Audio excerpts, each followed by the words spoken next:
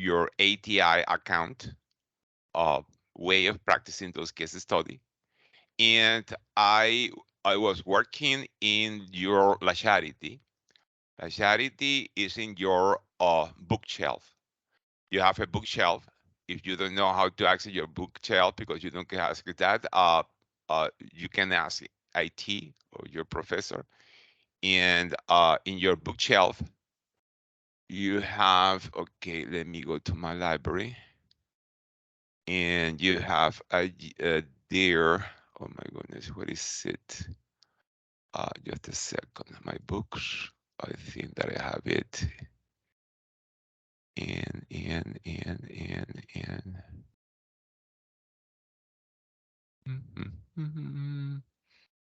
I have it.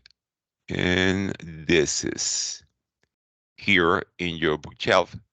And there you have the resources for this in your Evolve account. In your Evolve account, uh, uh, you can access through this book the resources, and then you have questions, uh, uh, and new generation style questions for each one of the chapters of La Charity. This is the book of La Charity, and it is a book that I strongly recommend that you practice. Okay, you practice before going to your Nclex. So this is the 5th edition of La Charity. It's in your bookshelf, and include new generation English style questions. And I recommend a lot that you start practicing that. Okay, so I just wanted to comment that I found this activity, this new activity of La Charity, very, very useful. Close here again and return to your document. Okay, so let's read this case study. The nurse in the emergency department is caring for a 78-year-old female client. Always important, the age. And the nurse note is the first item to read. Client was brought to the ED by the client's adult child due to increased shortness of breath this morning. So the chief complaint is shortness of breath, which translates that is any kind of respiratory problem. The adult child reports that the client has been running a fever for the past few days. So being a febrile situation suggests that the cause of the shortness of breath could be a respiratory infection. And has started to cough up greenish mucus, which supports the possibility of respiratory infection, and complains of soreness throughout the body. This soreness throughout the body uh, uh, could be seen in different respiratory infection like the influenza, the coronavirus, and bronchopneumonias, etc. Klein was hospitalized for issues with atrial fibrillation 6 days ago. So this client was presenting an atrial fibrillation that was uh, decompensated and needed hospitalization 6 days ago. History of hypertension, vital signs, temperature, fever. So this supports an infection's etiology. The pulse is between normal limits, but toward the tachycardia, respiratory rate is slightly increased. Blood pressure is slightly elevated. But considering the age of the client and considering that is having fever, is running a fever, this could be exaggerated, and this is not necessarily an emergency, the blood pressure. The pulse oximetry is a little low, and oxygen at 2 liters per minute, which supports a respiratory problem and explains the shortness of breath. As this is not critical, but is an alteration. On assessment, the client breathing appears slightly labored, and coarse crackles or rails are noted in the bilateral lung bases. This supports this supports the diagnosis of respiratory infection. Skin is slightly cold to touch and pale pink in tone. Pulses 3+, which is normal.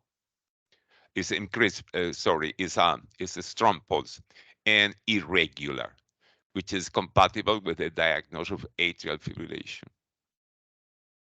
Atrial fibrillation produces a very irregular pulse. Capillary refill 3 seconds. This is normal. Client is alert and oriented to person, place, and time 3 times. The adult child states, sometimes it seems like my parents confused. Peripheral venous action device placed in right forearm. So we have with this case an idea that is an all client that is having a respiratory infection. Now the first question says, select the 4, and you need to pay attention to this new change that has the cellular apply question of the new generation. They tells you specifically how many items you need to select. So you need to select 4 items. Select the 4 client findings that require immediate follow-up. So it is a variation. You need to be, pending of this detail. So you need to mark 4 items. Okay, the vital signs. The vital signs has fever. Fever require attention and increased respiratory rate. And the vital signs, I think, if you don't agree, please discuss that with me, because remember, we don't have the answer key of those, and I need your help, okay, and your opinion, which is welcome to discuss the topic. So, in my opinion, vital signs is one of the ones that need to be, immediate follow-up. Fever need to be addressed, and the oxygenation need to be addressed, and the ventilation. Lung sounds have also an issue. If the patient has an infection in the lungs, the infection in the lungs need to be, steadily and quickly attended, because can disseminate all over the body, producing sepsis, and can produce, a rapid installation of respiratory insufficiency. So lung sounds suggesting crackles in labor respiration required, okay, problems. The capillary refill is normal. So obviously the capillary refill is not one of them. Client orientation. The client is oriented 3 times, so obviously client's orientation doesn't require attention. So if it is this way, this question until now is very easy. The radial pulse says that the patient is having in this moment dysrhythmia. It's important to evaluate if it is the same atrial fibrillation. We need if it is atrial fibrillation, we need to verify that the ventricular rate is normal, because you have this tendency of the atrial fibrillation to have a very high ventricular response that is over a lot of work for an old heart, and it is important. And the cough has this mucus that suggests, okay, infection that also requires follow-up. So it is easy to anticipate the result of this cellular apply. Are you going to have partial credit if you've missed one of the options? Yes. But remember that you are going to be penalized. You're going to be penalized by the wrong selections. If you select, for example, capillary refill, it will penalize one of the right answers that you already selected. So it's important that you're aware of that. No questions? We move to the second question. Okay. Okay. The same information. There is nothing new. And then they make another question. For each client finding below, click to specify if the finding is consistent with the disease process of pneumonia, urinary infection, or influenza. Each finding may support more than one disease process. So you are going to be clicking, okay, what you think in each item. Fever. Pneumonia have fever, yes. UTI have fever, yes. Influenza have fever, yes. So in this, no doubt, there are the three. Confusion. The confusion, especially in old people, is frequent when you have respiratory infections that produce fever and produce hypoxia. So pneumonia is able to produce confusion, and influenza also is able to produce confusion because it's equivalent, has pneumonia and influenza in this aspect, producing confusion on old person, obviously produces hypoxia and fever. And urinary tract infection is famous, has been studied, has been demonstrated by evidence, by statistics that also produce confusion as a form of presentation in old people. So in my case, I also would accept that confusion, disorientation in old people, okay, can be produced by any of these infections. Body soreness, this pain all over the body. I don't know if you know those diseases, but the disease that classically produces body soreness is the influenza. Influenza produces a very intense, okay, pain in the bones, in the joints, in the muscles, in all the body, and intense body soreness. Okay, it's possible that the other conditions produce that, but are not so classical. I don't know what to do with the others. In my personal case, I prefer to limit the characteristic body soreness to the influenza because it's not the most common characteristic described for pneumonia and UTI. When you go to the book and you go to the clients and you ask, that is not the most characteristic. So in my case, again, here I can have partial credit. If I miss clicking one of these, I'm going to have credit for the other. The sputum. The sputum is going to be affected in pneumonia and influenza, but not in UTI. And the shortness of breath is again seen in pneumonia and influenza that are very similar, but not in UTI. So the only doubt that is left for me here is exactly what they want me to answer here in what body soreness in the other condition, but I'm pretty sure and I'm actually sure that the influenza is characteristically is part of the description of the symptom of the disease to identify the disease, the body soreness in, and pretty sure of this. That's why I answer this and I don't answer the others. This is the way that I would be answering this question. I don't know about you. I'm agree, Professor. Basically, I Okay. think that the influenza also only is the body soreness. Yeah. Pneumonia Okay. and UTI, I don't think so. Yeah. No. No. It's not the classical complaint. That's why I prefer to leave that blank. The third question. The information is the same. Has not changed. Each time the information appears, then you see that appears a new window here. Uh, Complete the following sentence by choosing from the list of options. Now you have here a, a chevron that you need to click to see the options. So the question, the client is at highest risk. So notice the word highest is highlighted, and you know that it's a prioritization. So you need to select the possibilities of different risk, the one that is more probable or more uh, the high risk. And then when you open, you have stroke, hypoxia, dysrhythmia, and pulmonary embolism. Stroke is a possibility, but it's not the highest. It's not related with pneumonia. Dysrhythmia is a possibility. The client already has, no, it's not at risk, already has a dysrhythmia, but it's not necessarily related with the pneumonia. It's something that the patient brought. And pneumonia is not necessarily triggering dysrhythmia.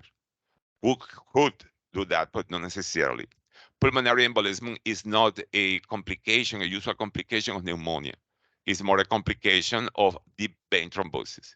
So the obvious answer to this option here is hypoxia. But why? Because the patient has a respiratory infection.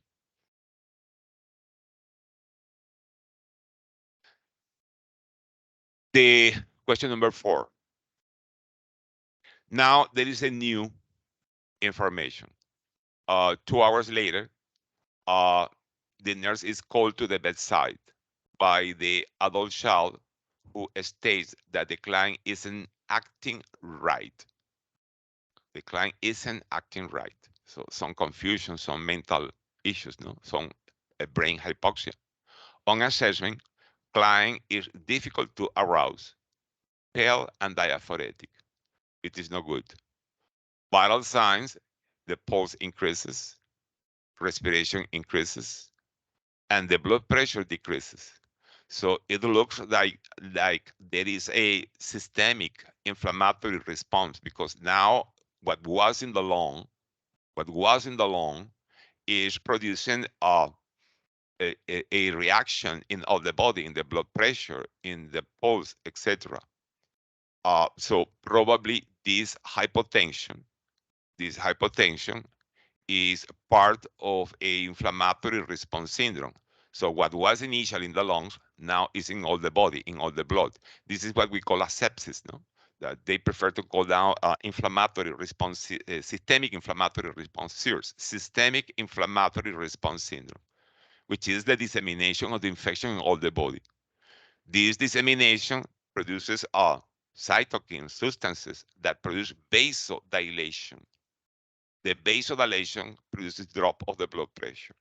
This is a type of shock, the septic shock, that is characterized by, drop of the blood pressure and compensatory tachycardia, but is secondary to vasodilation. Who dilates the blood vessels of the patient? The substances that are produced by the white blood cells, so the cytokines, the substances that use the weapons that the white blood cells use to kill bacteria, can produce vasodilation. And also the toxins that release the bacteria when they die can produce vasodilation, systemic, generalized vasodilation. And very uncontrolled and exaggerated vasodilation can produce drop of the blood pressure. And in this client, obviously, is happening. So this is an early manifestation of sepsis, of generalization of the infection. That's why the brain is not okay. The patient is difficult to arouse, and you see the other manifestation. So it's very concerning, those vital signs. And you see the deterioration of the oxygenation. So the patient is no good. So let's see what says the question. For each potential nursing intervention, click to specify whether the intervention is indicated or not indicated. Okay. Prepare the client for defibrillation. Defibrillation is used only in two situations: ventricular tachycardia without pulse, and in all the ventricular fibrillation.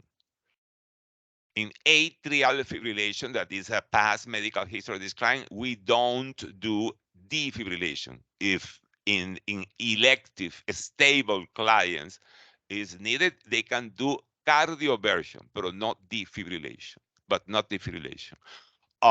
So defibrillation is done only if you have BTAC without pulse or ventricular fibrillation, and the patient has neither one, so it's not indicated.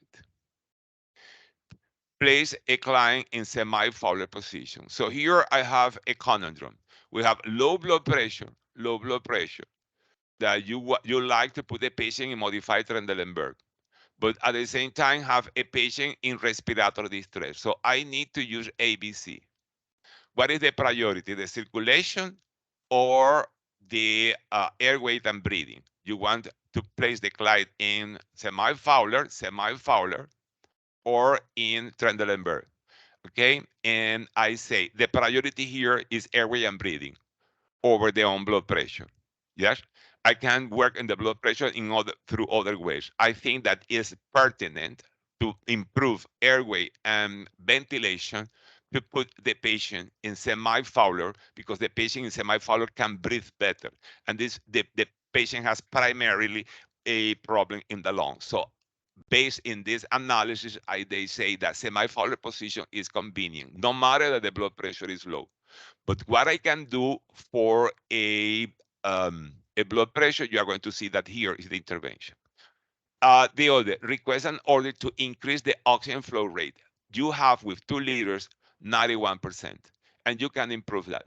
I think it's pertinent. You can increase this rate. You can increase this nasal cannula until 6 liters per minute. If with 6 liters per minute is still not enough, then you need to escalate to a non-rebreather mask. But um, is possible to increase a number of liters per minute with the nasal cannula the patient has and improve that. So it's pertinent. Request an order to insert an additional peripheral venous access device.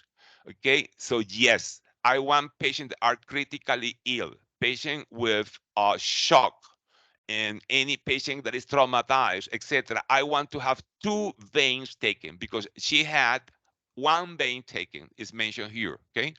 Okay, peripheral venous access device placed in right forearms. I prefer to have 2 veins taken. Why? Because the patient is critical, and I need to have always one venous access available. Suppose that 1 vein becomes infiltrated, becomes dislodged, then I will have the other one. So this is a good intervention. This is a good nurse intervention. Patients that are critically ill is good to have 2 vein takens, not only one. Only one is not enough. So this is a pertinent, request an order to insert an additional peripheral venous access device. Yeah, in the other arm.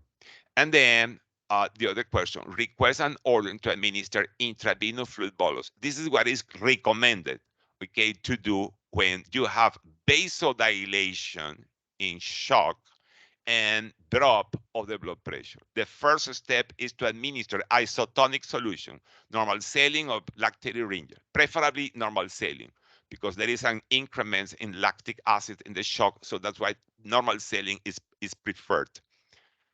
And a bolus, could fill these dilated blood vessels, normalizing the blood pressure. So it is indicated.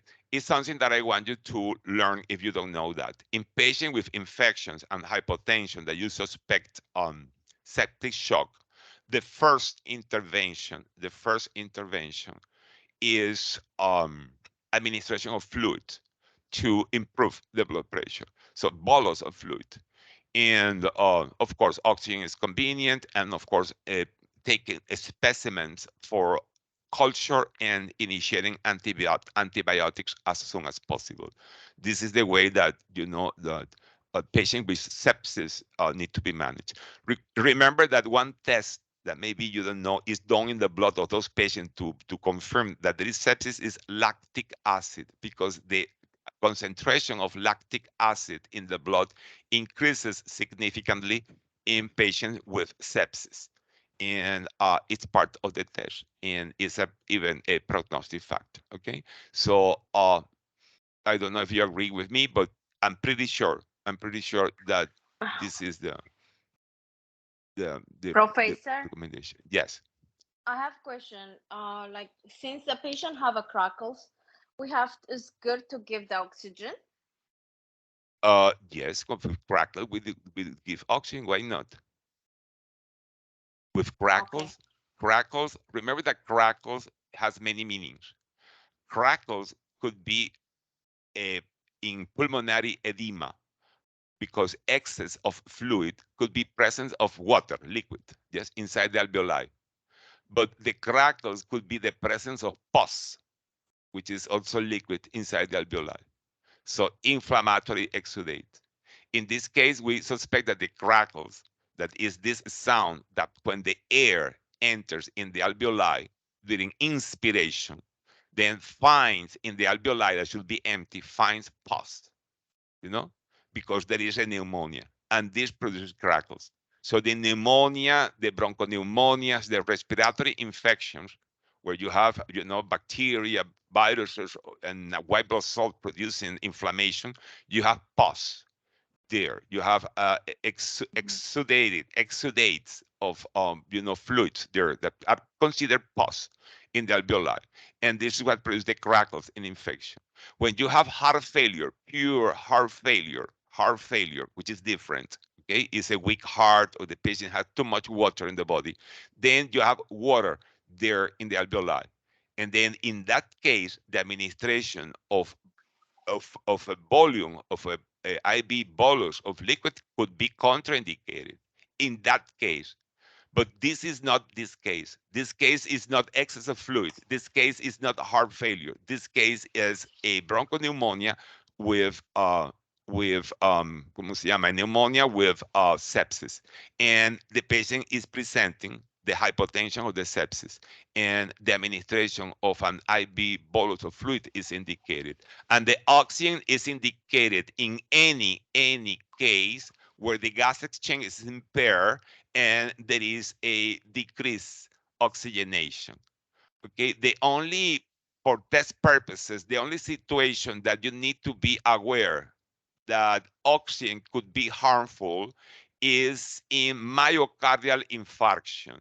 You should not give in MI oxygen unless notice that the meaning of my words, please, unless the O2 saturation is less than 95%.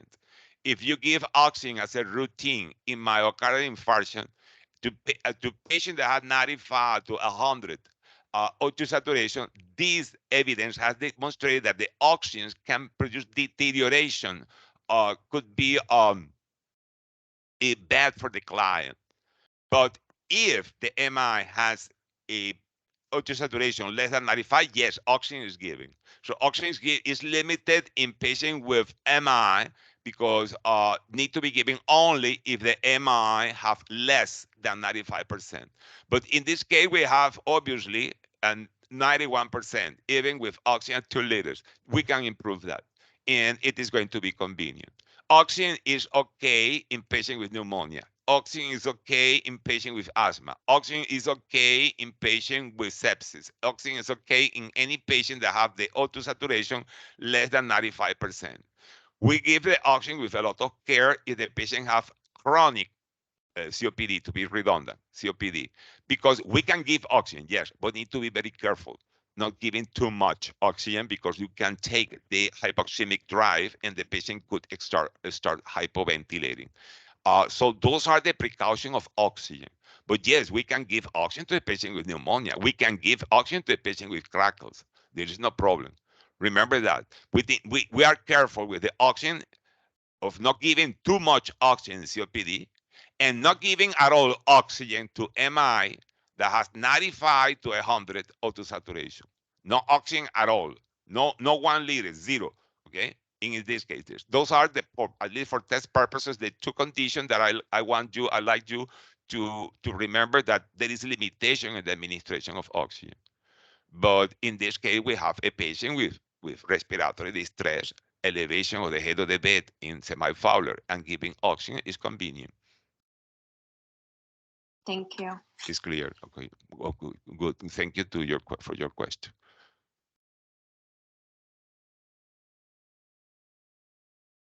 Okay, the information continues being the same. We have a new question. Click to highlight. Entonces tiene que ser este. Click to highlight the orders that the nurse should consider a priority. Insert an indwelling urethral catheter. So I don't see the priority in introducing a Foley into this patient. The only indication for introducing a Foley in this patient is to measure hourly urinary output. That could be important in the management of shock. But we don't see the priority in this moment. If it is needed, if the blood pressure doesn't improve with the bolus of liquid and the antibiotics and the oxygen, etc., maybe the patient is going to need a monitorization of the urinary output. But I don't see the priority in this moment. I don't see myself introducing a Foley to a lady that have shortness of breath, forcing her to be flat on bed with the open legs, and then me between the legs fighting with the urethra of the patient. I don't see in what way it is going to benefit the patient. So I don't select that. An order of vancomycin, which is an antibiotic, 1 gram IV every 12 hours, which is a logical dose. So I think that vancomycin is a priority because the antibiotic in infections and in sepsis is a priority. The earliest we initiate the antibiotic, okay, the higher um, highest the possibility of controlling this infection. Remember that before that, we need to take the culture specimen, okay, like blood culture, and any other lab test, and then immediately we initiate the antibiotics. So the lab test blood culture is indicated, a part of the other routine. Um, I consider that a computerized chest CT scan is not convenient for this patient in this moment. I don't want, because to do a CT scan, I need to send the client away from the ICU, from the service where the client is being attended. Remember, this is a client with low blood pressure and it's a client with respiratory distress.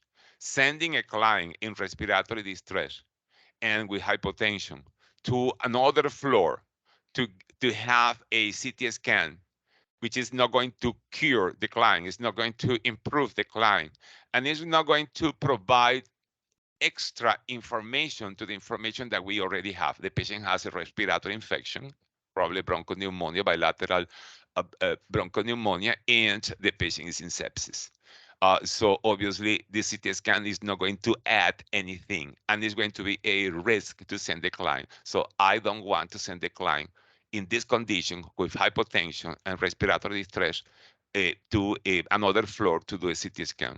But the administration, as I said before, of a bolus, okay, of isotonic fluid, as I said, normal saline is the preferred, okay, is a priority. So those are, from my point of view, my priorities. Take the specimen for culture. Immediately after taking the specimen for culture, initiate antibiotic and start passing a bolus of 500 milliliters of normal saline. That is generally ordered to pass relatively fast, like 100, 150 milliliters per hour. Is clear for you? Ask question, because if I know the answer, I discuss the answer with you. So this is what is explored with this kind of questions. If you have an idea what should be done with those patients in those clinical scenarios, is exploring if when you went to clinical rotation, you work with patients like this, and you have an idea that if it is good or not to send for a CT scan a client that is critically ill. If the patient benefit of having a CT scan, if the patient that is critically ill obtains any benefit in having a CT scan. If the CT scan were a being of race that could be cure the infection, wonderful, send the client. But the CT scan is not going to cure anything. It's just giving more information when it is needed. Sometimes is needed the information, for example, a head trauma, and then it's worthy because the CT scan will decide if the patient needs surgery or not, or if the patient have ischemia or hemorrhage in the brain. In some cases, we need to discuss that the test is important, but when the test is not giving any, not any, but it's not giving an important information that could change the treatment, the behavior, the management of the client, is a risk sending to another floor a patient for CT scan being the patient unstable. And it's an important concept. The concept that the antibiotics is the cornerstone of the treatment of the septicemia. But always before starting the antibiotic, you need to take the specimens for cultures that are very quickly taken. And that patient with hypotension related with this distributed shock, that is because vasodilation is pertinent to initiate the treatment of this hypotension with bolus of liquids like the one that you see here. And the indwelling catheters is not useful is not a priority unless it becomes a priority to measure the urinary output every hour, which is not apparently indispensable in this moment. Remember that indwelling catheter brings infection, so we only use them when it's really necessary. Can I ask a question? I'm sorry. Sure, that's what I want. I don't know if it's a stupid question, but how No, do you never. recognize that this is a sepsis? Oh, it's just as a suspect. Okay, I suspect. I'm not sure, but the client arrived with a this blood pressure was 152 when arriving. You know, Okay. with fever, and the patient continued with fever, and now there is a drop of the blood pressure of almost 60 millimeters of mercury drop. So this is a significant drop of the blood pressure. I know that this patient is presenting enough criteria for shock because this drop of the blood pressure is important. Yes, uh, a drop of the base blood pressure, okay, a drop of the systolic blood pressure, the base, blood pressure in more than 20 millimeters of mercury is important. These can be produced by several causes. Okay, could be because the patient have hypovolemia. Hypovolemia. Okay, hypovolemia is associated with bleeding, is associated with vomits, is associated with diarrhea. Okay, with polyuria. Okay, hypovolemia. It doesn't look the case decline. The other cause of this shock is, cardiogenic. I mean that the pump, the heart, is failing to pump. It happens generally in the massive catastrophic myocardial infarctions, okay, or in the ventricular dysrhythmia. It's not the case. And then the other cause, the common cause of shock is the septic shock, which is a distributed shock in which the cause of the shock is the vasodilation that occurs in all the arteries of the body as a consequence of the expansion, dissemination of the infection. How I noticed that? Well, the patient has altered mental status now a brain that is difficult to arouse, so is critical. The patient now is pale and diaphoretic. When you have a patient that has this cold, clammy, sweating, sticky skin, suggests a lot of shock. Probably they don't mention here the capillary refill, but the capillary refill should be sluggish, and is a deterioration of the oxygenation, and then it's a compensatory tachycardia and the hypotension. So that's why I suspect that the client is developing a septic shock because it's logical. Is the logic, no? Is the logic. Patient has an important infection and in just 2 hours has a deterioration, and the most important is that the blood pressure start dropping. Remember that shock is mainly defined by the fact that the blood pressure is so low that now the blood stopped moving, and the transportation of oxygen from the lungs to the tissues is impaired because this transportation, this movement of the blood needs an adequate blood pressure. So now the tissues, all the cells of the body are having decreased perfusion, decreased supply of blood with oxygen, and the metabolism of those cells is deviating from the aerobic to anaerobic.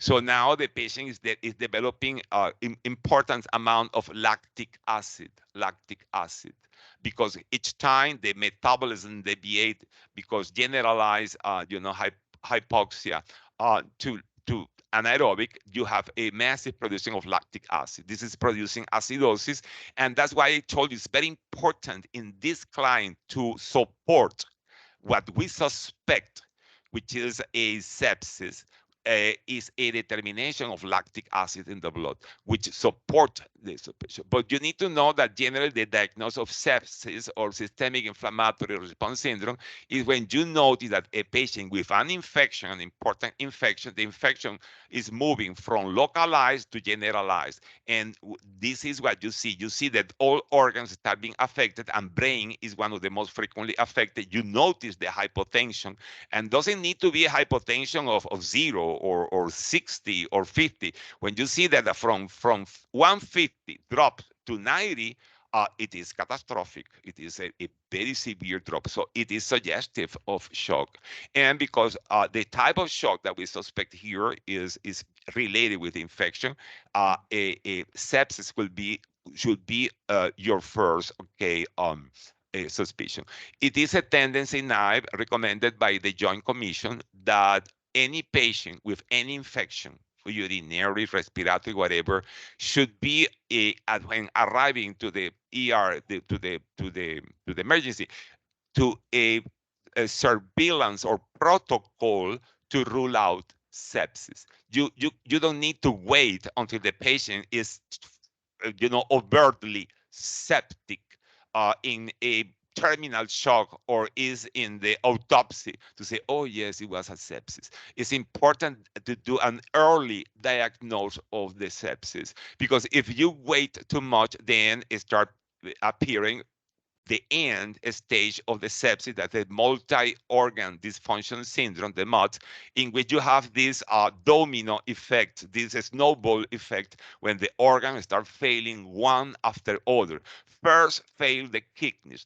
That's why in those situations, the urinary output is important, the hourly urinary output. Then fails the lungs because appears the acute respiratory distress syndrome. Then fails the liver. Then fails the brain. Then fails, the heart, and then the patient dies. And this is irreversible. Remember that the shock has two phases, one that is reversible and one that is irreversible. The early diagnosis of the shock is what can save the life of this client. If we wait too much to diagnose shock, generally we will be in the irreversible stage of the shock, the MODS, that no matter how much treatment, how much ICU, how much doctors, how much nurses are there, the patient anyway is going to die. Thank you. Really So, good so, so explanation. summarizing is a good attitude to be all time suspecting sepsis in any client with an infection that have this kind of deterioration. Perfect. Thank you, Professor. A pleasure. Acuérdate, this is the purpose of meeting here, is that we discuss topics. And if you don't know, we can go to the literature to study that. Okay. Thank you. So well, this is the way of responding, because you can highlight in the test. Okay. So there, this is the highlight. Okay, the next question is the last. Okay, so it's the same information. They don't added any information.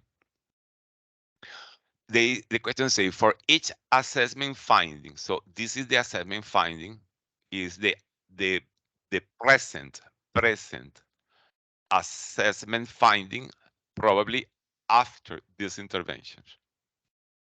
Probably, okay. Uh, Click to specify if the finding indicate that the patient condition is improving, has not changed, or is worsening. So now we are going to have new assessment finding, 1, 2, 3, 4, and 5. And you need to decide, compare with this scenario, if the assessment is improving, has not changed, or is worsening. So help me. Pale skin tone. So the patient is still pale. And here say pale. So has not changed, no? Not change it. No change. Okay, Not help me, change help it. me, help me. Mhm. Okay. Now Yeah. the new respiration 36. The last one was It's 32. worse. Worst. The blood pressure was 90/62. Now is 18/68. Has Improve. improved, no? Yes. Improved. Oxygenation 91%, 91%, no Not change. change. No change. Client interacting with that. So it is an assessment. The client is interacting with the adult child at bedside. So they are speaking, they are interacting.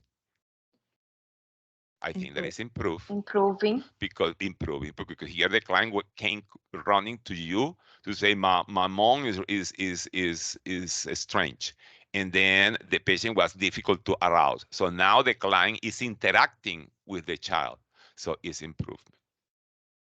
Guys, if the case studies are like this, so good quality case study, remember that it comes from NG-Nclex. I think you are going to be very happy. Nevertheless, I want to share something personal opinion. It is a Beijing opinion. It's not official opinion.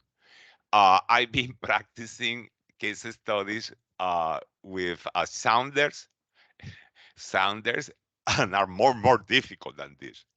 But you know, there is the tendency of the programs that prepare us for English.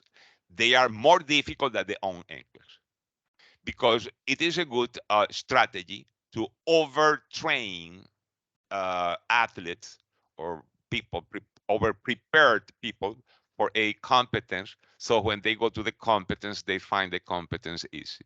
But if this is the level of quality of the case scenario that they are presenting, yes, we need some knowledge. Okay, you need to recognize if you weren't good in respiratory infection and in sepsis, because sepsis is something that is taught in the career, because I taught research and I taught sepsis. The problem, my student never pay attention to me, but I taught all those details that I'm just explaining here. I taught that when I talk about sepsis. Um, and even in PowerPoints are still, running there, all those details. But ¿cómo se llama? If you don't have this content, this knowledge, maybe you could be having problem answering the question. But if you have solid knowledge about sepsis, you can perfectly answer this question.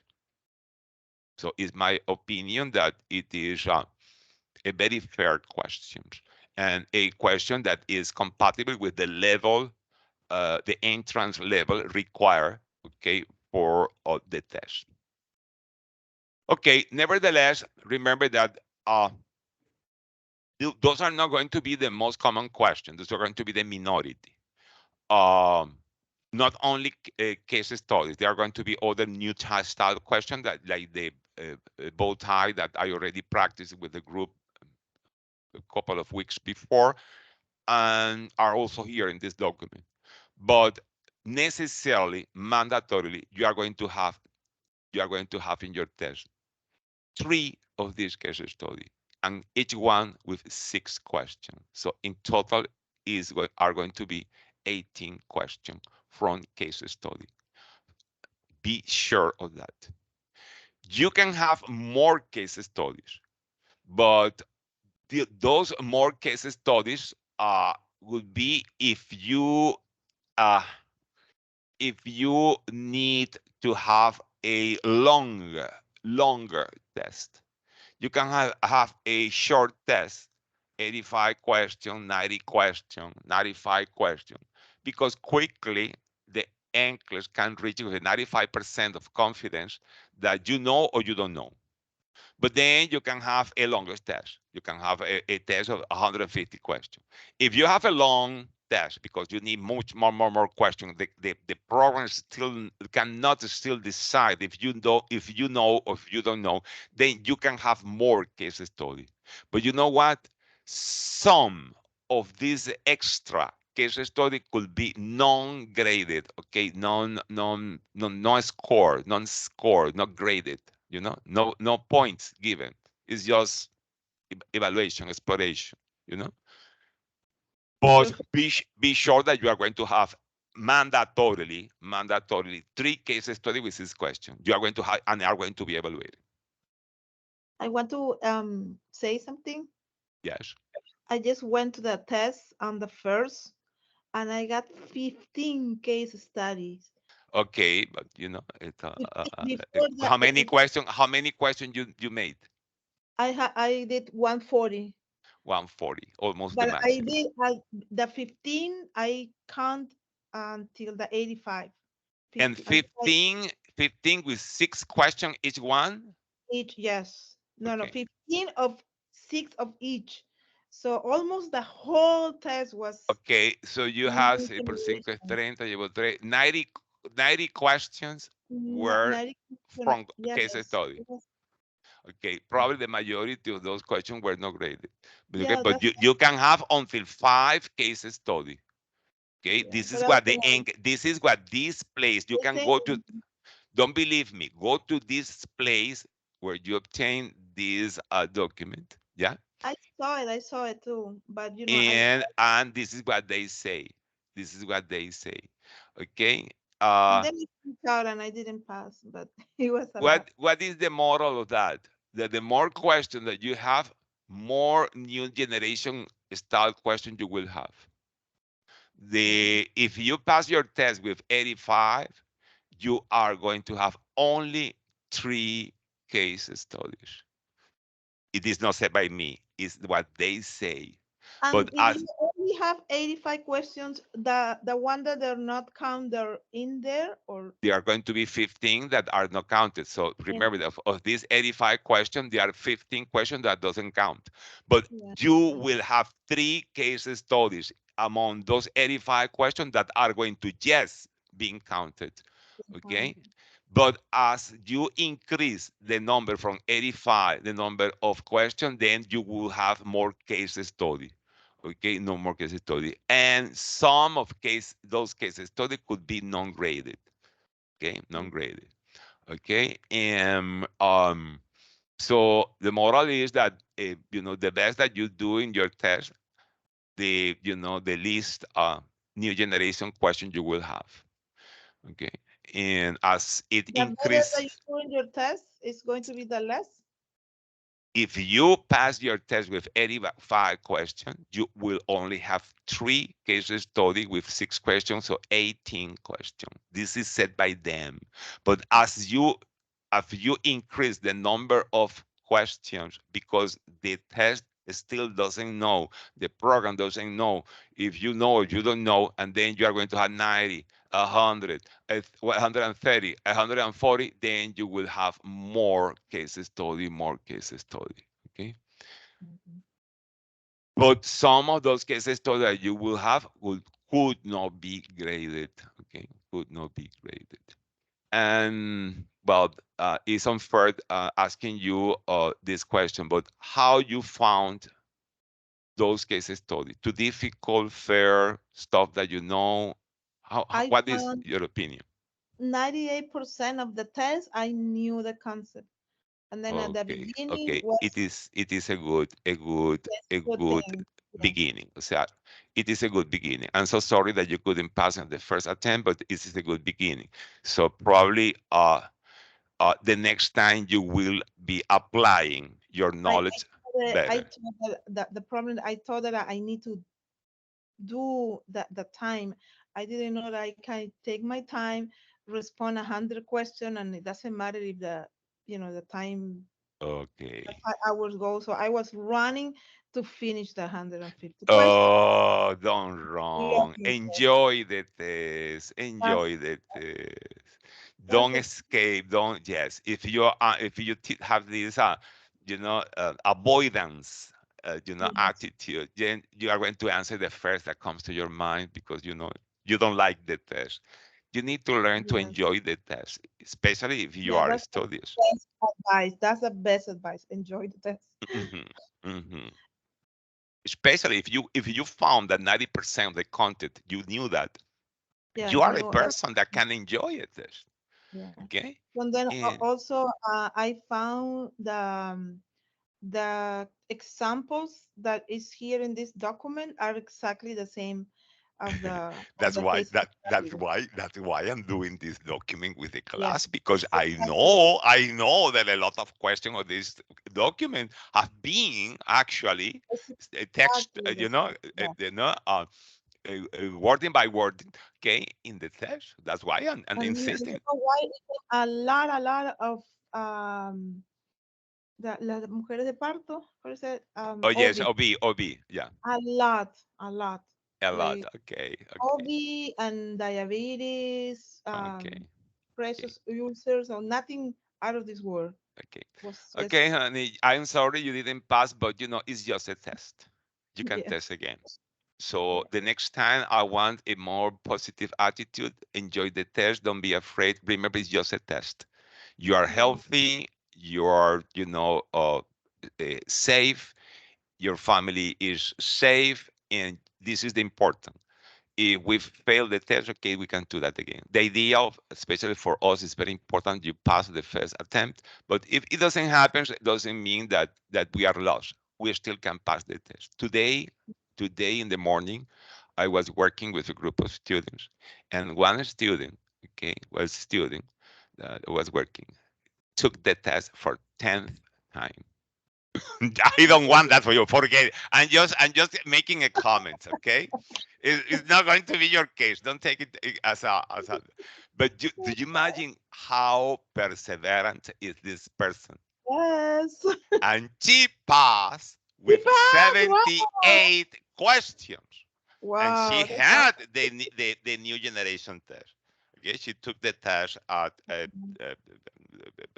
Friday something, I think. So she passed in her Wow. 10th And attempt. And that's I'm pretty sure the majority of you don't pass, not because you are dumb, but the contrary. It's because maybe your knowledge is weak, or maybe you are nervous and you have a negative attitude, like I think the one that you had is not yes. good, and you are in a rush to get away from this test or to leave this test. So in her case, okay, I imagine the Awesome. level of gratification, of satisfaction that she had after Yeah. 10 times. 10. That's That's nice. it is. And she will be what? A registered nurse. Yeah. They are not registered nurse that pass one time, or registered nurse that pass in 10 times. She's going Yeah. to be a registered nurse like me or Nobody will any. know. So will be a registered nurse like me that I passed my first attempt. So it's going to be a registered nurse the same as me. Okay, Wow. so for us, it's very important to help you and to try to make you pass the first attempt, because it's how the system, okay, evaluate our work. But for you, Mhm. because you are a human being, and I need to consider you a human being, because my students are human beings and come first, even before my job. Uh, I just want to tell you, okay, I'm sorry you didn't pass, but it's just a test.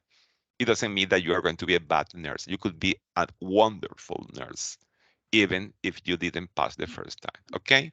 And it's just that, it's a test.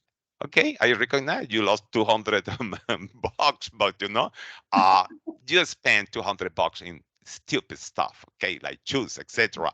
And you only have 2 feet. Okay, so that's it. Okay, so Thank attitude. you. You are going to fight, and the next time is going to be the one. Okay, so let's Thank you. continue practicing.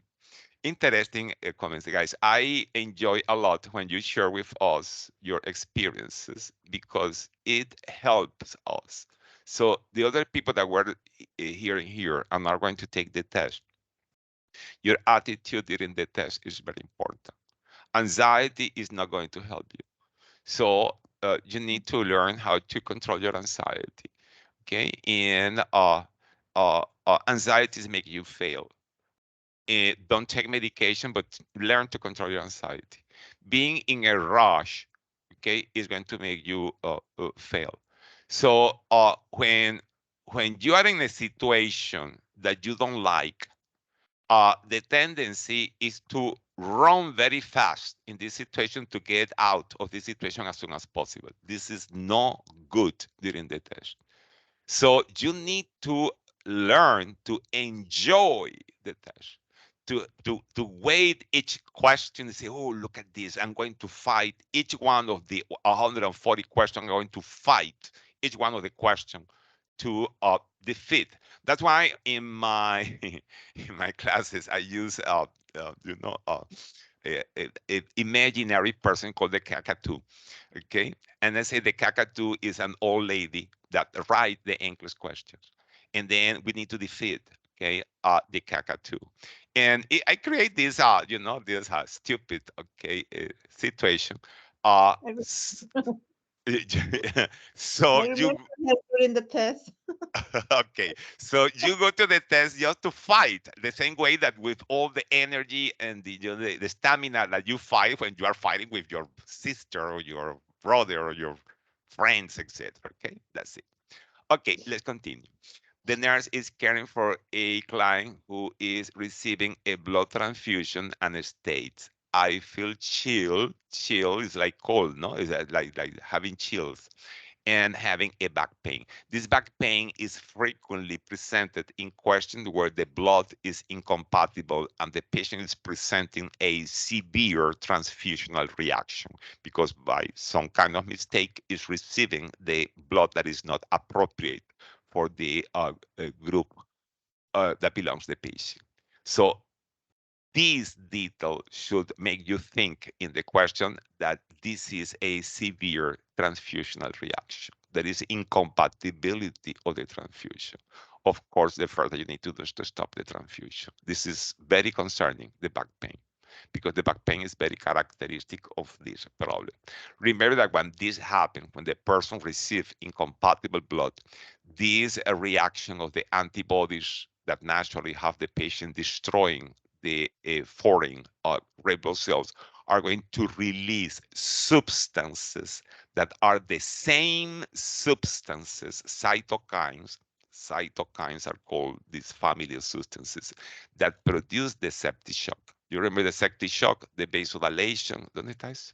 The vasodilation, and all the stuff that happens in infection. Okay, when there is hemolysis, intravascular hemolysis, substances that are the same that are produced in systemic infections are released. So the patient is also going to a shock and can die when there is an incompatible transfusion.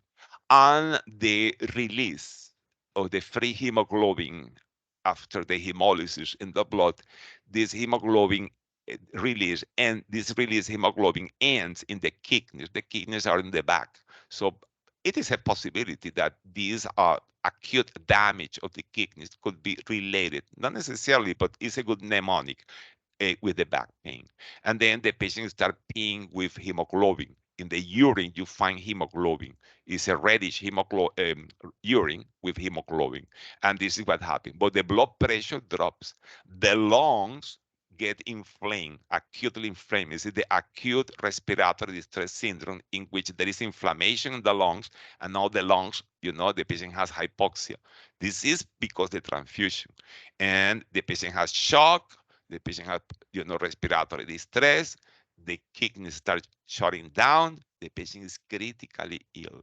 So it is a severe. That's why we need to know very well the compatibility, and two nurses need to double check, because if this happens, it's very bad. But there is a protocol of intervention if no matter how much precaution it happens, a protocol. And the protocol follows some paths. So which of the following actions should the nurse take? Of course, stop the transfusion is the first that you do. Once you stop the transfusion, it's important that the blood pressure is going to be very low, and you need to flush the blood and the kidneys of this venom, of this bad stuff that has been released there. Okay, so it's important that you need to remove the bag and the tubing, because the bag and the tubing has the blood that is killing this client. No, you need to remove, but please never remove the IV catheter, that is inside the vein of the client, of the client, because you need this IV catheter for a new tubing without blood, prime with normal saline, to start passing quickly this, because remember, this patient will have the blood pressure low, and you need to pass normal saline rapidly, okay, 100 milliliters per hour, to improve the blood pressure and to flush the blood and the kidneys of this venom that is released there. And the doctor will support this decision. And so this blood is not discarded, is returned for analysis to the blood bank. But here I have a distractor. Infuse 5% dextrose in water. No, it must be normal saline, no hypotonic. Dextrose in water is hypotonic in vivo. In vitro is isotonic, but it immediately becomes in a hypotonic, so it's not going to work. So I eliminate this distractor. Of course, it's good to check the client vital sign. It's important to notify the doctor, the rapid response team, or whoever. And there is not a misses, okay? There is not a misses, okay, classically in those patients, and it's not going to be an important intervention to administer an antiemetic medication. So it's not part of the protocol. So the protocol is this. Don't forget to collect a specimen of urine and put oxygen. The client is going to benefit of oxygen. Remember that the lungs is affected. Put oxygen and keep the patient in semi-Fowler position is okay, and wait until the rapid response team or the doctor arrive to move this client to ICU for the management of this client. But these are the first intervention. So those are the intervention to mark. It's an easy one. Professor question. Sure. Like after they have the allergy, the reaction, we need to return the blood to the blood bank, yeah? But It is like going to be very variable agree, depending on the severity of the reaction. Always the blood should be returned to the bank. This blood should not be discarded there in the service. If the patient have any kind of reaction that requires the interruption of the transfusion, the blood must be returned to the bank. It that is what they mean, yeah, for number 4. return the blood and infusion tube into the blood bank is done in this case because this blood need to be analyzed. What happened? Who committed the mistake of passing the wrong blood to the to the to the wrong client? So it's indispensable to return the blood and infusion tube into the blood bank for analysis. Okay, so those are the experts that Thank are you. going to Just to analyze make the blood. sure. Sure. See, the Okay. policy general is to return the blood to the bank, not to the laboratory, etc., etc., to the bank. Thank you, Professor. Thank you. The nurse is preparing a staff education program about TPN, total parenteral nutrition. Which of the following information should the nurse include in TPN? Let's see. The TPN intravenous tubing should be changed once a week. How frequent must be changed? The tubing and the bag of TPN. 24 hours. Daily, exactly, 24 hours. Why? Because what is inside the tubing and the bag is a culture media. When you studied micro, you saw that they could use culture media that is an environment that has a lot of food for the bacteria to grow. It's a culture media. Have amino acid, have glucose, have water, have electrolytes, has vitamins. So the bacteria is one bacteria enter there is going to be a billionaire bacteria and will reproduce very quickly. So it's important to change that daily because to abort this reproduction of eventual bacteria that can enter there. So not every week. So obviously this is wrong. You don't select that. 2, TPN can be administered through a peripheral inserted central catheter. Okay, who tell me something about this? Can TPN be administered through a PICC line? No. Yes. Why, Yes. Why? Remember that the condition of the TPN is that the liquid is, let's see, very thick. No, it's not thick, it's the osmolarity, which is different concept. So the liquid of TPN has so much glucose and so much nutrients that is not thick, is osmolar, high osmolarity. The high osmolarity in a little vein of the arm, a liquid that is infused there in the vein, the little vein, with this high osmolarity will burn, will produce burning of the interior of the vein, producing phlebitis and thrombophlebitis. That's why clients don't tolerate the TPN through a peripheral venous access device. I mean, peripheral venous access device, okay? Peripheral venous access device. The client must receive the TPN in the superior vena cava. The superior vena cava, is a vein that connects with the jugular and the subclavians, okay, and etc. No, and what you have here in the superior vena cava is a flow of blood of 3 to 5 liters per minute.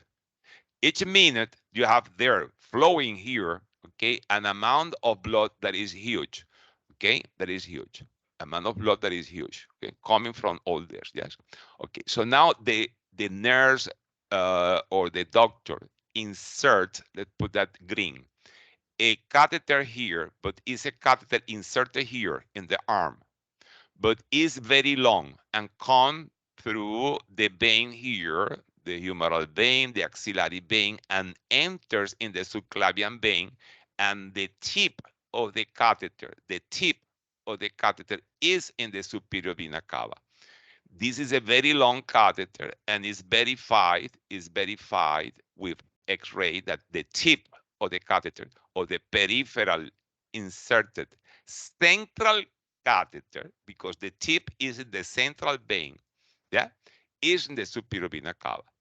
So each drop of these very burning substances, okay, this drop of this very smaller substance that is the TPN that is coming out here in the superior vena cava is going to be immediately diluted by the high flow, 3 to 5 liters, 3,000 to 5,000 milliliters of blood each minute.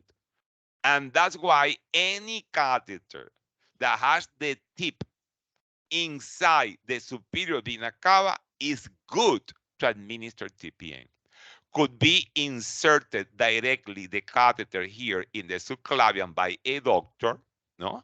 A central catheter here, yeah, a short one, or could be inserted in the arm, but need to be very long and advanced along all those veins until the tip is in the same place in the superior vena cava.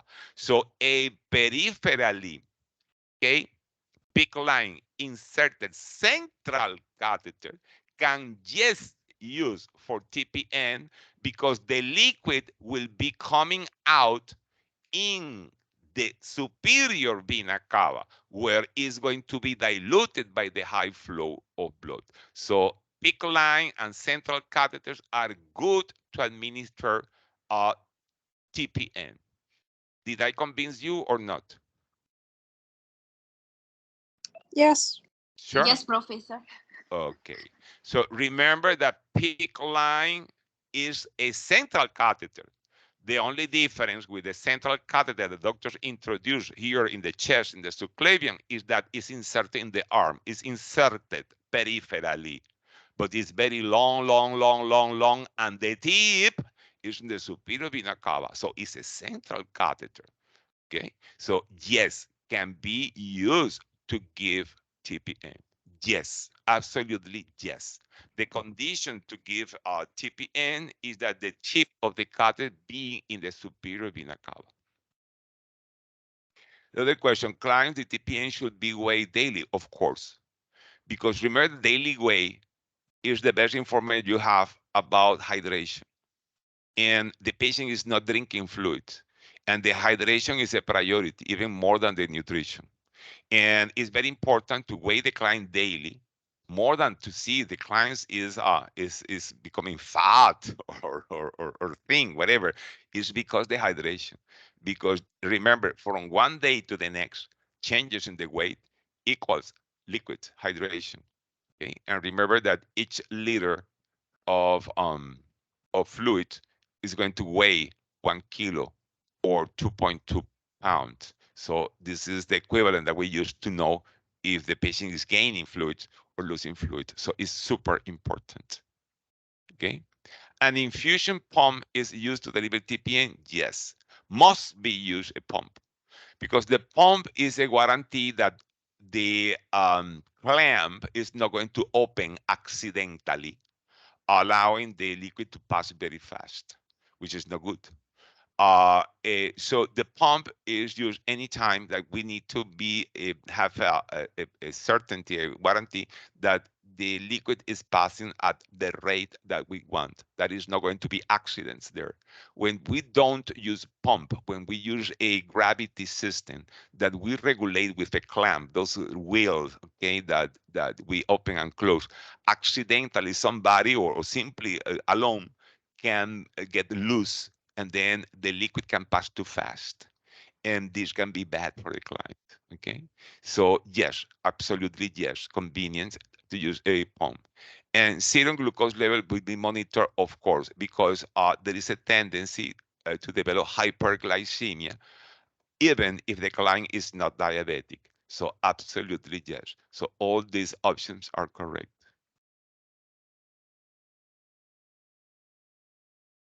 The nurse has taught a client with bipolar I disorder. Bipolar I disorder tends to be the client with mania. Is the most common presentation of bipolar I disorder. Okay, who is experiencing a maniac episode and is receiving lithium. Lithium, decrease the mania of the client, so slow down the mind of the client, and is continued lifelong because stabilizes the brain to prevent new maniac episode. Okay, which of the following statements by the client would indicate a correct understanding of the teaching? Lithium has a big problem, becomes easily toxic, so the therapeutic range is narrow. So here is therapeutic and here is toxic, and the distance is very narrow. So the therapeutic range is narrow. And the toxicity is related with three conditions mainly. One, low sodium. Two, dehydration. And three, renal disease, renal failure. Those are the three conditions that we need to know that produce lithium toxicity. If the client has low amount of sodium in his blood, in his body, this can produce lithium toxicity because you need sodium to be exchanged in the kidney to excrete the lithium. If the patient is dehydrated, so has low amount of water in the body, the lithium tends to become toxic, increase the concentration. And if the kidneys are not working properly, and you know that when the creatinine is elevated, then the lithium can become toxic. So the cockatoo will have question your anchors with problem with sodium, problem with hydration, like a diarrhea, like vomit, yeah, dehydration, diuretics, problems with high creatinine. So they can ask you in different questions. The question bank is huge. You have different questions where they talk about the sodium, dehydration of renal disease. And this is the content that you need to have very clear from the point of view of the pharmacology with lithium. And probably this question is related to that.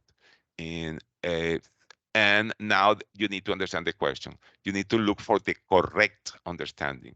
The right is a positive question. I will increase my oral fluid intake to 2 to 3 liters daily while taking the medication. If the patient increase fluid, I think that is good. And the amount is logical. No, it's okay. 3 liters is okay. It sounds correct.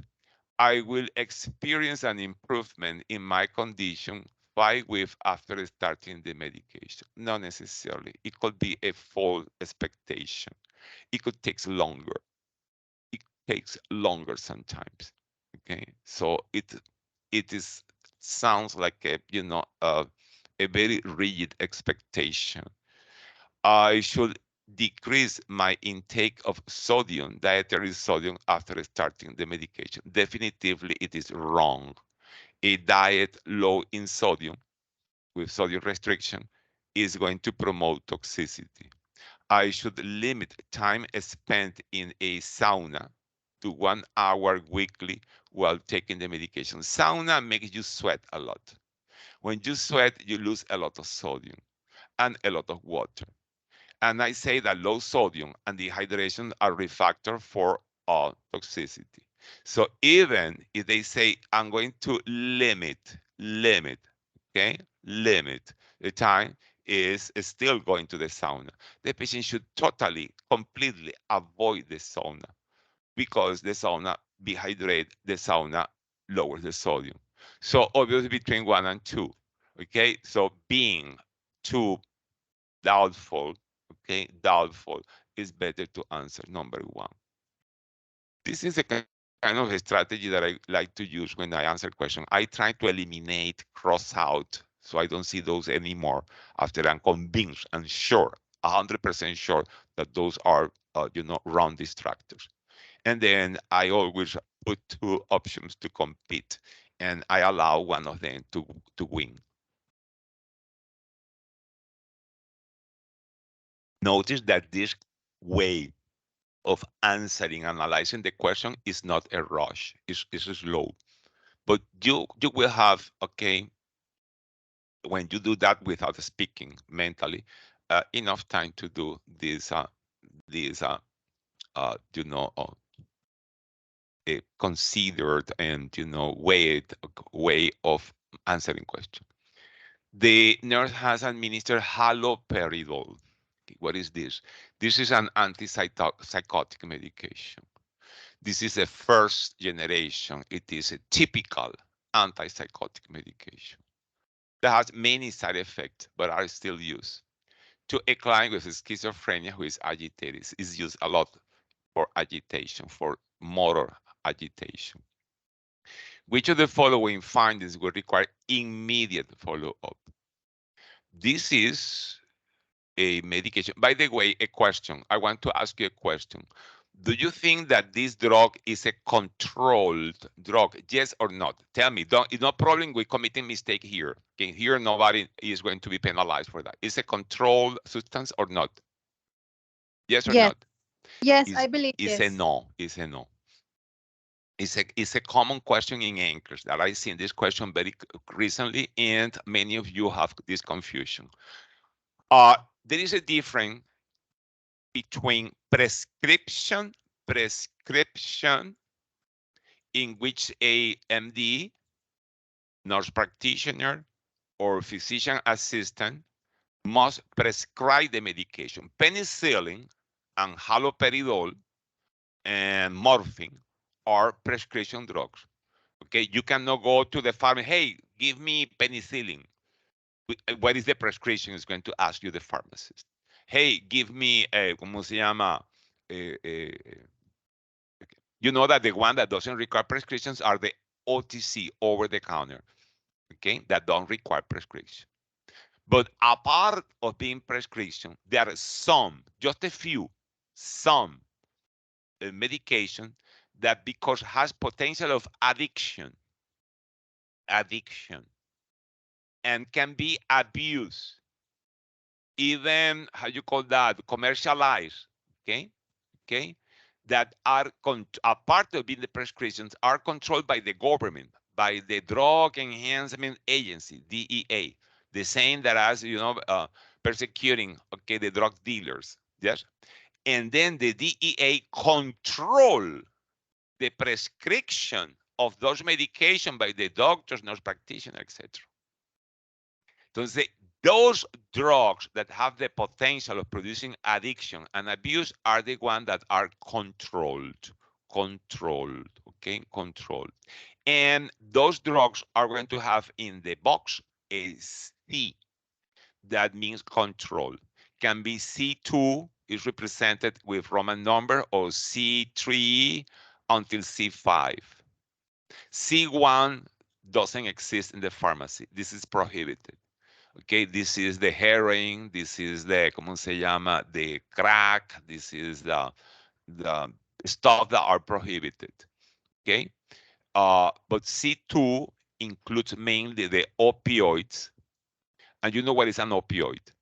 Morphine and family. Morphine, fentanyl, meperidine, hydrocodone, oxycodone. You need to know all the opioids. C2 include the amphetamine, methamphetamines, and methylphenidate amphetamines. Okay, that you know are used amphetamines are used a lot for attention deficit disorder. Okay, the methylphenidate is the most commonly used. Okay, and C2 includes the anabolizing androgens, some hormones, male hormones that are used in some situations that are misused by athletes to build body, to build muscle, but are misused. And then C3, C4, C5 are each time less and less and less addictive. For example, C4 includes the benzodiazepines, and C5 includes the cough syrup of codeine as an example. Okay, okay. So you need to know, guys, that the medications that use the psychiatrist, okay, the cuckoo doctors, yeah, the cuckoo treatment doctor, the psychiatrists, are the majority are not controlled substances. So the antidepressants, all the medication for depression are not controlled, So when you have an SSRI like fluoxetine, sertraline, etc., for depression, okay, the SSRIs. When you have the amitriptyline, that is a tricyclic antidepressant, when you have, I don't know, any antidepressant, okay, trazodone, all the antidepressants, the monoamine oxidase inhibitor, those are prescription, but are not controlled, no control.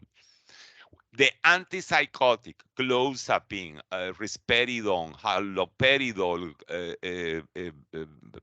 quetiapine, all those anti-cuckoo medication, okay, are prescription, but are not controlled, the antipsychotic, you know. The medication that are, yes, controlled by the psychiatrics is when they describe benzodiazepines, diazepam, lorazepam, alprazolam, that is Xanax, Librium, that is a chlordiazepam. The benzo are, yes, controlled. The benzo, yes, produce addiction. The opioid, yes, produce addiction. The amphetamine, yes, produce addiction, but not the antidepressant and the antipsychotics. So you need to learn that, because the cockatoo discovered that you have this confusion. The student have this confusion, and is testing that a lot in the test. If you know which kind of drugs are controlled and which one are not controlled. And please don't confuse prescription with control, because are not the same. Did I explain myself? Is the explanation sufficient? Yes. Okay, Yes, so yes, Professor. haloperidol and antipsychotics are not controlled substances. They don't produce addiction. By the contrary, if you work one day in psych environment, you see how difficult it is to convince the clients to take the medication. You need to convince the client. You need to beg the client to take the medication. They don't want to take those medication. Okay. The drugs that produce addiction, patients are going to be stealing the medication to take the medication. You understand? Okay. So now, so morphine, yes. Opioid, yes. Benzodiazepine, yes. Those are controlled substances, amphetamines, but not the antipsychotic, the medication for benzodiazepine, yes, are controlled. Okay. Okay. So I come back. Okay, I come back because I was there is something that requires immediate follow-up with haloperidol. The haloperidol, produce the EPS, produce hypotension. The haloperidol produce gynecomastia and galactorrhea. The haloperidol produce sedation. That is the intended action.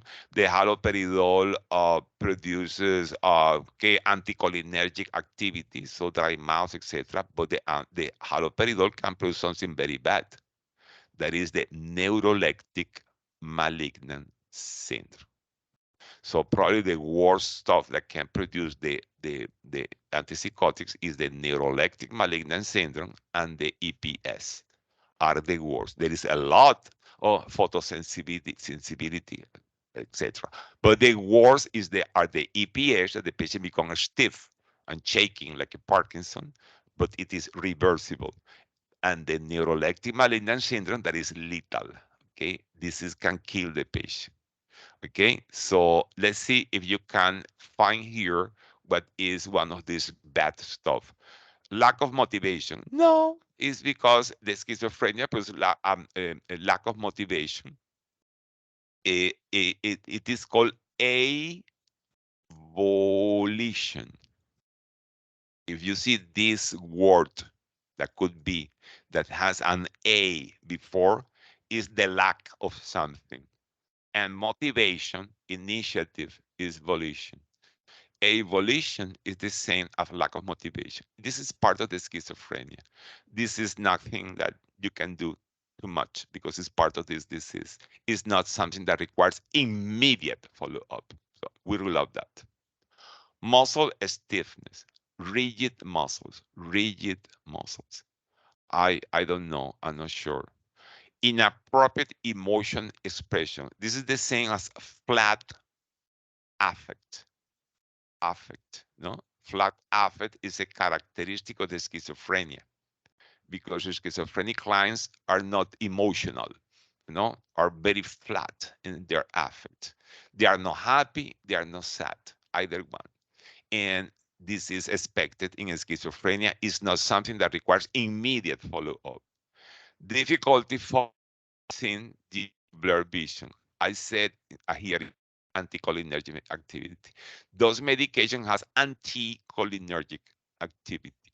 The anticholinergic activity produces dilation of the pupils and paralysis of the ciliary muscles inside the eye, and then you cannot focus. You cannot change the shape of your lens. It's like if any of you were in any moment of your life in an ophthalmologist office and they dilated your pupil, you need to remember that you'll be were left with blurred vision and with a lot of photophobia. Okay, this can be produced by any medication that is an anticholinergic.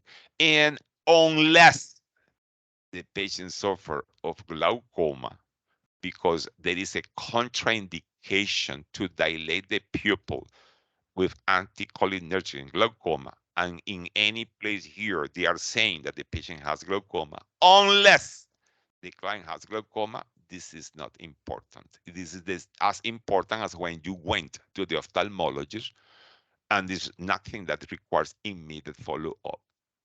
Because when you dilate your pupil, you have those symptoms. And those medications, the haloperidol and the classical typical antipsychotic, has an important anticholinergic activity. So need to be two. Why two? Because muscle stiffness and fever, hypertension and tachycardia, and altered mental status are the symptoms of neuroleptic malignant syndrome. The neuroleptic malignant syndrome is called malignant because doctors are very afraid of this rare but possible adverse effect of the antipsychotic, any antipsychotic, but it's much common with the haloperidol. Okay, and doctors are so afraid to this that they call this malignant. Highlight how severe can be. It's a condition that the pathophysiology is very complex. It's at the level of the mitochondria. Imagine that. And it is going to produce a muscle stiffness, so an involuntary contraction of all the muscles, producing a stiffness. So the patient is rigid. The patient is rigid.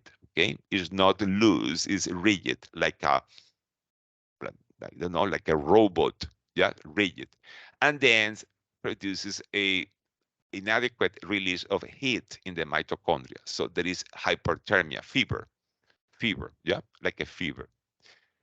Altered mental status.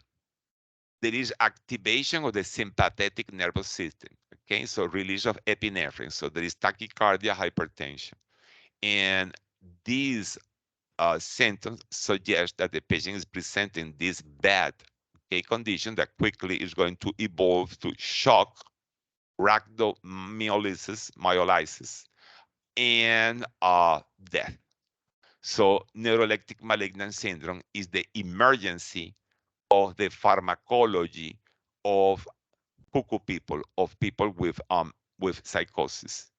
So that's why I say if you see in a question a, a cuckoo person that is taking antipsychotics, okay, person with the psychosis that is taking antipsychotic, and they mention rigidity, rigid, or fever, or hyperthermia, or increased temperature, or is hot, this is, you need to suspect neuroleptic malignant syndrome, and you need to assess immediately this client to rule out, because this client requires immediate discontinuation of the medication, and life support need to be transferred to an ICU for life support and use of medication to revert this pathophysiological weird mechanism that is happening intracellularly in the level of the mitochondria. So the answer to this question is muscle stiffness. Loquito, rígido y con fiebre. If you see that, it is going to be a priority. The nurse is teaching a client who is receiving newly prescribed propylthiouracil, PTU. So it's the same as PTU, it's abbreviated PTU, propylthiouracil.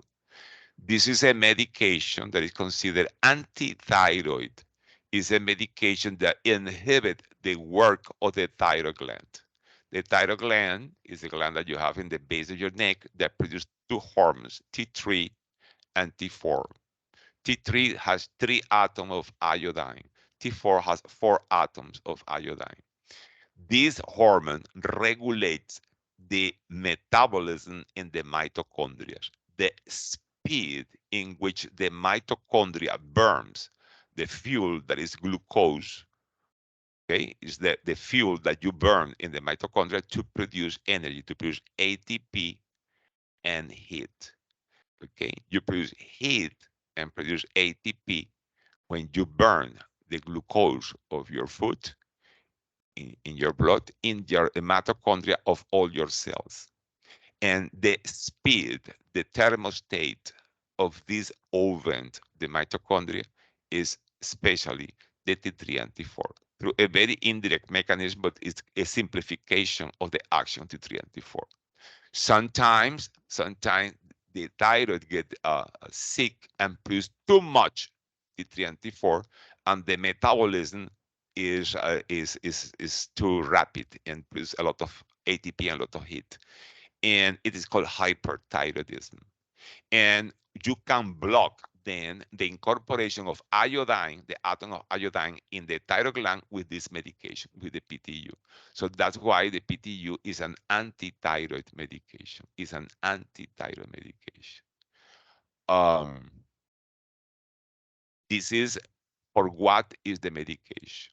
Each time you study a medication for your NG-Nclex, you need to study 2 aspects. For what is the medication? What is the purpose of giving the medication? Which one is the desired outcome? The desired outcome is decrease the production of T3 and T4 and improvement of the hyperthyroidism. But also you need to know the adverse effects of the medication. Of course, too much of this medication brings the client from one extreme to the other, to hypothyroidism. It could be a possibility. The other adverse effect of this medication is that this medication can produce bone marrow depression.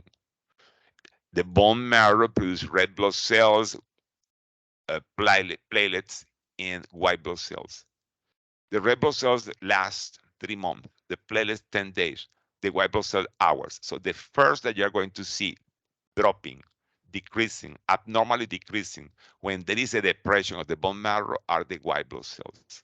And it is important. It is important. Okay. When the white blood cells are decreased, they tend to call this agranulocytosis. Here is written agranulocytosis. Okay. So this is the most important to know about the PTEU. Okay. Is the most important of the pharmacology of the PTEU. Okay, the two main side effects of the PTU, too much hypothyroidism and bad luck, because you cannot predict that. It's not related with too much, is bad luck. It's an idiosyncratic reaction, bone marrow depression with agranulocytosis. So now that we review the PTU, which of the following information should the nurse include, okay, in the teaching of a client that is going to start receiving PTU? Carry emergency identification with you, listing your condition and medication. This is always okay, always, for any medication is okay. The medication dose will need to be reduced if you develop agranulocytosis. If you have the bad luck, the client has the bad luck, idiosyncratic. This is the term that doctors use, idiosyncratic.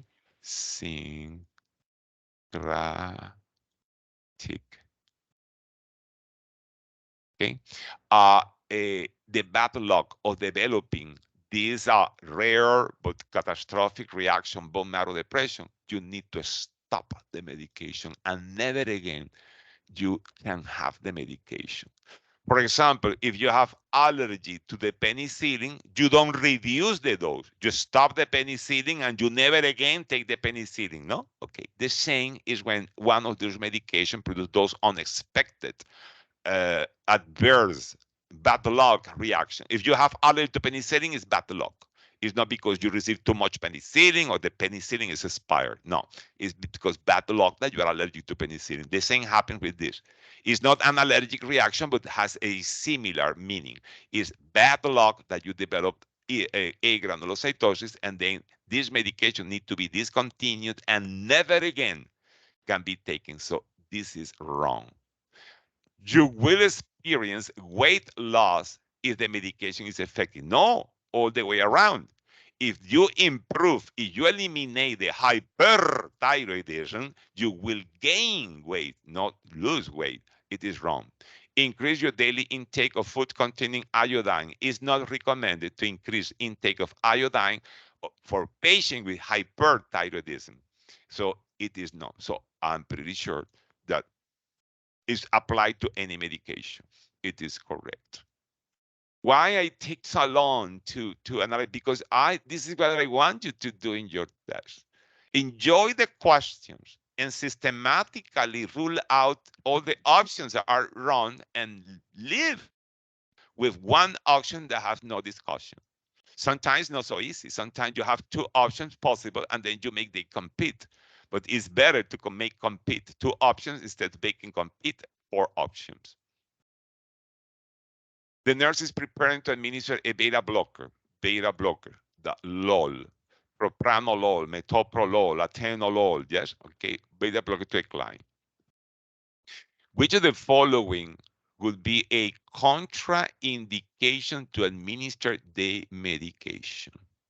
Well, this medication decreases heart rate. If you have an AB block, okay, you cannot give this medication, is here. Okay, this medication, especially if it's not selective or cardioselective, can produce bronchospasm. So you should not be giving a non-selective beta blocker to a patient with asthma attack. Okay. This medication, what else could be? Basically, those are the main, okay, two contraindications. A bradycardia, like a heart block, which is the answer to this question, or a patient with bronchospasm if you are using a non-selective beta blocker. Those are the two questions that you can have situation in which you cannot have a beta blocker. If you have a heart block, you know that there is a a disconnection between the atriums and the ventricle, and the heart rate is very slow. And if you give a beta blocker, the heart rate is going to be slower and the patient can die. So you don't give a beta blocker to a client with heart block, unless it's your mother-in-law, of course. Okay, and this is a no-no. Myocardial infarction, beta blockers improve the survival of myocardial infarction. People that have myocardial infarction should be left, if they survive, should be left the rest of his or her life with a beta blocker. So it is a good indication, okay? It's not a contraindication.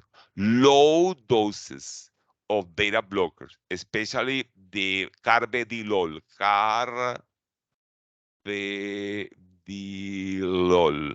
which is a beta blocker that is good because it has also alpha and blocker activity, is useful in heart failure for several reasons. First, decrease the incidence of cardiac arrhythmia and sudden death. Is supported by evidence, by statistics. And second, is going to decrease the workload of the heart. So it is good to have beta blockers in heart failure, okay? And the same as a myocardial infarction. Angina pectoris is the same as myocardial infarction. It's the same reason. It's not the same, but it's the same pathophysiology. It's the same reason for having beta blockers. So I'm convinced that the answer is A. You cannot give beta blocker in clients with heart block because they have bradycardia. If you have doubt, I know that majority of you know, so that's why I'm not waiting for intervention. But if you have any doubt, any question, intervene. The nurse is planning a staff education program about informed consent. Which of the following information should the nurse include? Cells that apply. The main value of informed consent is for protection against lawsuits. No, it is not correct. The informed consent is not to protect the doctor or the nurse against a lawsuit. The informed consent is first, is an ethical need. People need to know, have the right to know, and must know what is going to be done to them. They cannot go to a procedure without knowing what, who, where, how this procedure is going to be done. People have this right, and this right is respected for ethical principles. And nursing and medicines are very ethical professions, or should be very ethical professions. Second is a legal requirement because the law protects the right of the client. And the purpose of the consent is just to demonstrate that the patient was informed, the patient understood the basic information, and the patient decided to have the procedure, surgery, whatever, test, whatever, because the client was convinced by the provider that the procedure would probably benefit the client. And this is the purpose, is not to protect against lawsuits. So it is not true. It is not true. It's not to protect against lawsuit. It is a distortion of the purpose of the informed consent. Clients may withdraw consent after signing it in any moment. Yes. Clients can sign a consent, can say, yes, I want the surgery. And then they can change their opinion and can withdraw the consent after signing. It doesn't mean that after you sign, you have no going back. Yes, you can cancel your consent in any moment. You only need to express that. A client must sign the informed consent form before receiving pre-procedural medication. Frequently, the pre-procedural medication include medication that could alter your mind and your capacity to take decisions. So it's very important that the information, the obtention of the consent, and the signature of the form, if it is required signed consent, must be given before those medications are given. So it is correct. Must sign the consent before receiving those medications. Nurse's weakness, the signing of the informed consent to confirm that the consent is voluntary. Yes, part of the meaning of the co-signing, because we is the only document that we co-signed with the client, is the informed consent, is that we explore if the patient was informed first, if the patient understood the information and has no doubt, okay, or logical doubt, okay, realistic doubts, and the client wants voluntarily to have the procedure. If the client convinces you that wants the procedure and is okay informed, then you allow the client to sign, and then you sign at the side of the client.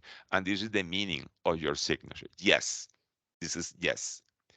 The signed consent forms serve as evidence that the informed consent process has taken place. Of course, when the consent is signed, it means that the patient was informed, the patient gave consent to the provider, and you assess as a nurse the client, and you determine that the client was properly informed, that the client is voluntarily willing to have the procedure, and for that reason you make that, so it is correct. Serve as an evidence that the informed consent process, all this process, since the moment that the provider gives the information until the moment that the patient say, yes, I want it, okay, has taken place. No doubt, yes. The nurse has taught a client who is receiving alendronate, okay, alendronate. Alendronate is a bisphosphonate that is going to promote the building of bone and the deposit of mineral in the bone, and especially calcium, and is making the bone stronger. So this is the purpose of the alendronate. Alendronate is mainly used in females, postmenopausal women, to slow down the process of osteoporosis, of the loss of the minerals of the bone, because the absence of estrogen that occurs after menopause. And this is the purpose of the medication. Could be used in other conditions like hypercalcemia, etc., but this is the main reason for giving that. This medication, this medication produces inflammation of the esophagus, the food pipe. Has no problem with the stomach. It's not producing problem in the stomach, but in the esophagus. For that reason, this medication, when it's taking the tablet, okay, should be taken with a lot of water, so the water is pushing the tablet quickly until reaching the stomach. In the stomach is safe, but if for any reason the tablet gets stuck in the esophagus, bad, bad, bad, bad. That's why it need to be taken with a lot of water, and with a full cup of water. And after the client takes the medication, the client should avoid going to bed to recombinant position, because now the tablet that is here can dissolve and can, reflux to the esophagus, burning the esophagus. Any intense pyrosis, or how you call that, heartburn, or any chest pain should be reported, because could be the esophagitis or inflammation of the esophagus that produces the disease. This medication must be taken with empty stomach, because any food will inactivate the medication. For that reason, the patient should take the medication and wait half an hour, 1 hour to eat. And the best moment is in the morning. Okay, so you should take the medication half an hour to 60 minutes, 30 to 60 minutes before breakfast.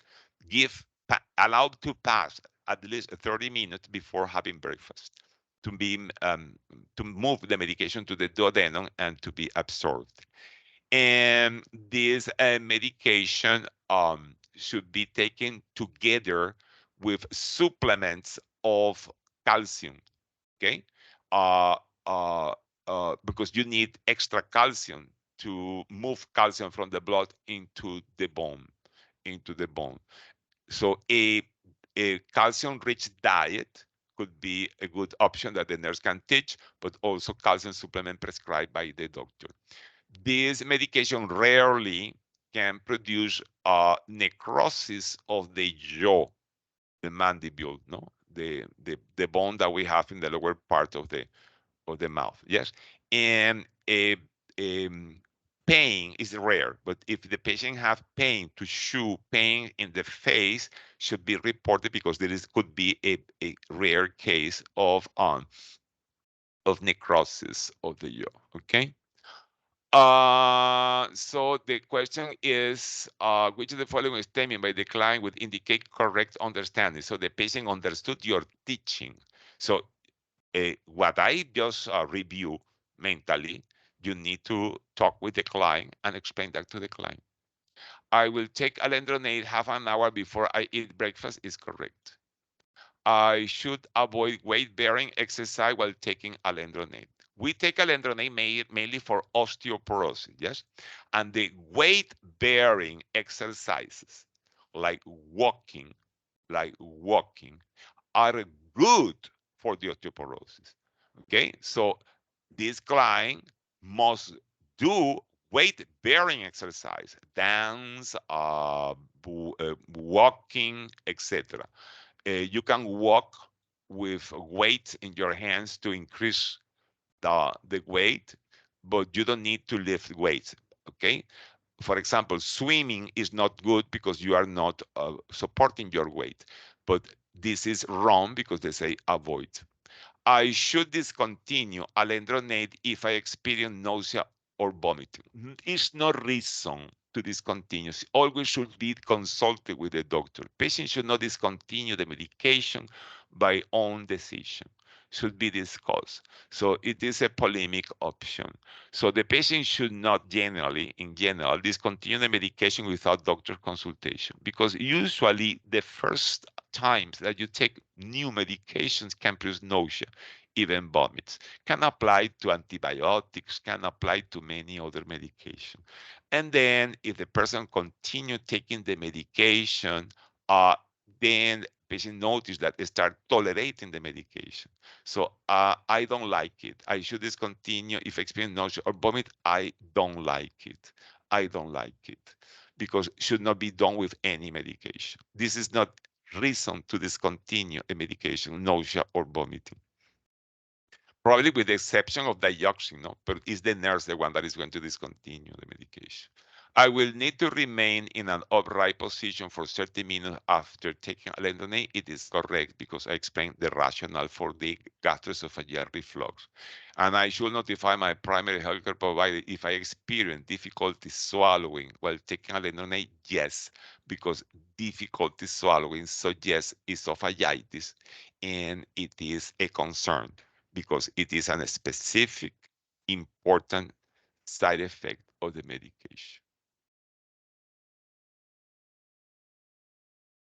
The nurse is developing a plan of care for a client who has a spinal cord injury at C5.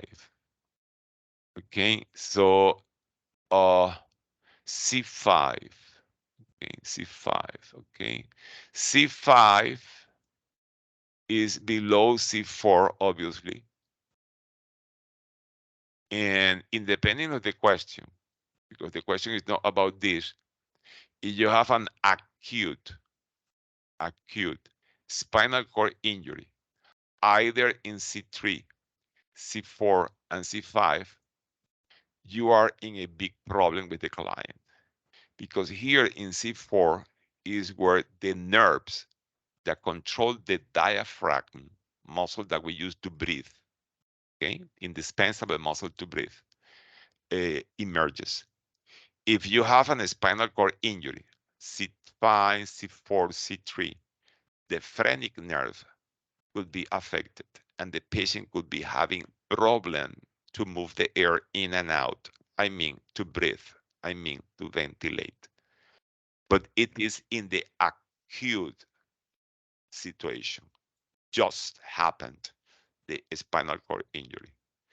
As the patient time passes and the patient is kept alive, the patient recover this function. Remember that after this flaccid paralysis that occurs at the beginning because the spinal shock, after some weeks, the patient start recovering the function, automatic function of the spinal cord. and then this breathing function is recovered. It looks like this patient had this spinal cord injury at this level, uh, you know, time back. So it doesn't look that the priority is the respiration. Okay, it's not the respiration. The question is about the indwelling catheter. So I don't know why the cockatoo um, make me this level C5 that is so delicate here just to make me deviate my attention, but it has nothing to do with respiration. But I want to highlight that you could have in your ankles a question of spinal cord injury, acute, just happened, C5, C4, C3, and it becomes an absolute emergency because the patient couldn't be breathing. Okay, just a comment. But the problem in this patient is having an indwelling urinary catheter. I mean a Foley. When you say indwelling, that you inflate the balloon and it's left there inside the bladder. Which of the following will be a priority? So it is a question of prioritization for the nurse to include in the plan of care of a patient with indwelling catheter. Encourage the client to drink 6 to 8 glasses of fluid per day. It is good. It is an increased intake of fluid. Okay. Uh, is okay. Maintain the urine collection back in dependent position. It is okay. Teaching the client about food high in fiber. This is not related with the indwelling catheter. So it is related with constipation. So I can rule out this. Assessing the color of the urinary output, it is correct because the main complication of the indwelling catheter are infections. And the infection can manifest with the aspect of the urine because it becomes mainly cloudy, milky, okay? So what is the most important here? To maintain an adequate hydration and urinary outflow, which is a prevention, okay, of dehydration, renal damage, and even decreases the risk of urinary infection.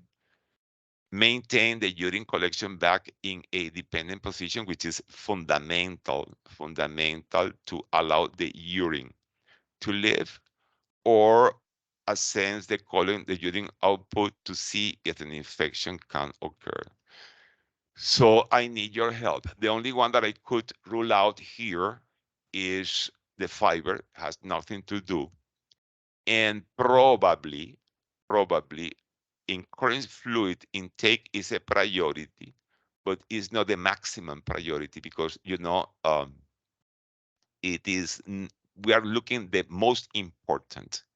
So what is the most important here? To Number maintain, 4. Four, I think two. okay, take two. okay, so do you notice that this polemic is not easy? Because some people think number 2, some people number 4. What is more important? What happens if you have, the client with the Foley and the bag is keeping in a high position? What happened? Backflow. Backflow, Backflow. and the urine cannot go out. See? So now it's going to develop what? Distension of the bladder. See? Distension of the bladder. What happened to a patient that have a spinal cord injury above T6 and C5 is above T6 and have distension of the bladder? What can happen?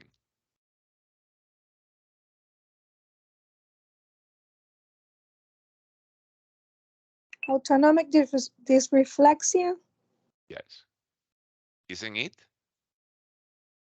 Did you study that? Do you know that if the bladder becomes distended, the patient that has spinal cord injury can develop a hypertensive crisis that can be life-threatening called autonomic dysreflexia? You need to study that. It is a classical. It was taught to you. So patients that have spinal cord injury and are going to be living the rest of their life with a spinal cord injury. And this spinal cord injury is above the level T6, have a risk that is very serious. If certain type of stimulus occurs, and the most common is urinary bladder distension, urinary retention, cannot empty the bladder for A, B, or C reason. Could be because the bladder cannot contract because the neurogenic bladder. That's why the patient has a Foley catheter, because the bladder cannot empty by itself. But if you place the bag of collecting the urine higher than the bladder, then the urine cannot go against the gravity force because the urine is going to drain by gravity. Need to be lower than the bladder level, the bag. So the urine live continuously. You need to understand that. If the collection bag, okay, is not kept in depending is lower, no? Position is kept higher than the bladder, then the urine is not leaving. There is even could have backflow of the urine that is already in the bag, and the bladder will distend. If the bladder distend in a patient with a spinal cord injury above T6, T5, T4, T3, T2, T1, C8, C7, etc. Okay, so the patient can develop a hypertensive crisis called autonomic dysreflexia, which is serious, very serious. It's a very high blood pressure. And why it's important to assess the coloring of the urine output? Because if the client have a cloudy urine, then could be a urinary infection. If you put in a balance, what could kill a client first? And you put in one side autonomic dysreflexia and the other side urinary tract infection, the autonomic dysreflexia is much more severe than the urinary infection. Urinary infections are treated with antibiotic. Autonomic dysreflexia are very serious and need to be considered an emergency. So here you have a conundrum. You have a question that that needs to make you think.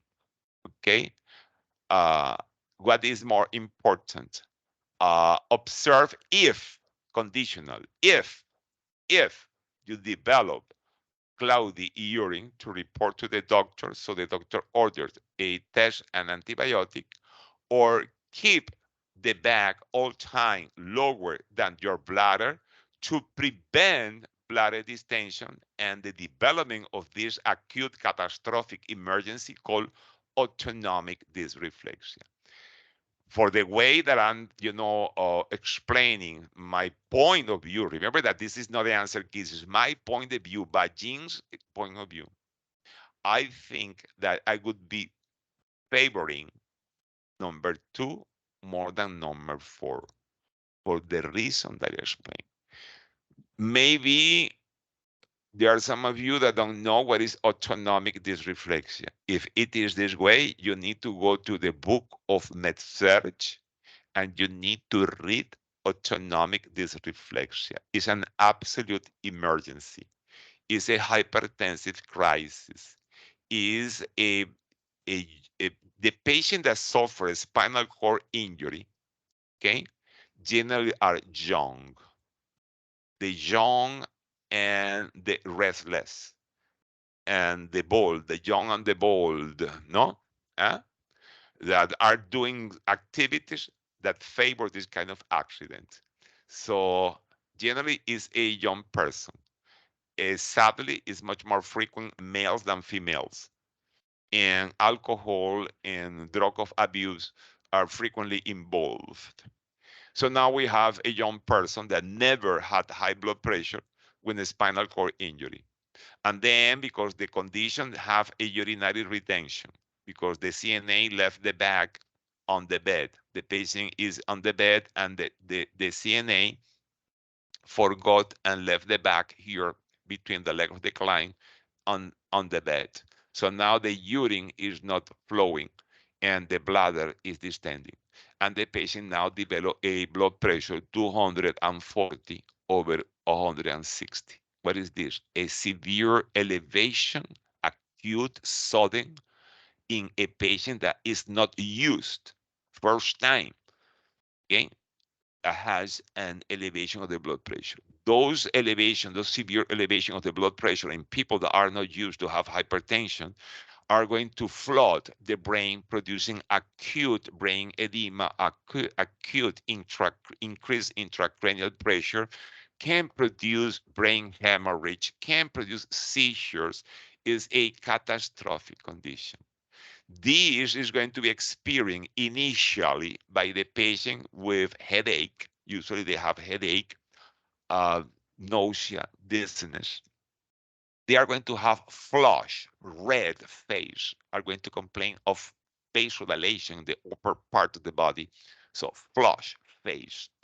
And classically, and need to have that in mind because it's in English, they have a stuffy nose. So the nose gets congested, that turbinates those structures that we have inside the nasal cavities, get swollen, okay, get engorged, and because vasodilation, and then the nose become obstructed.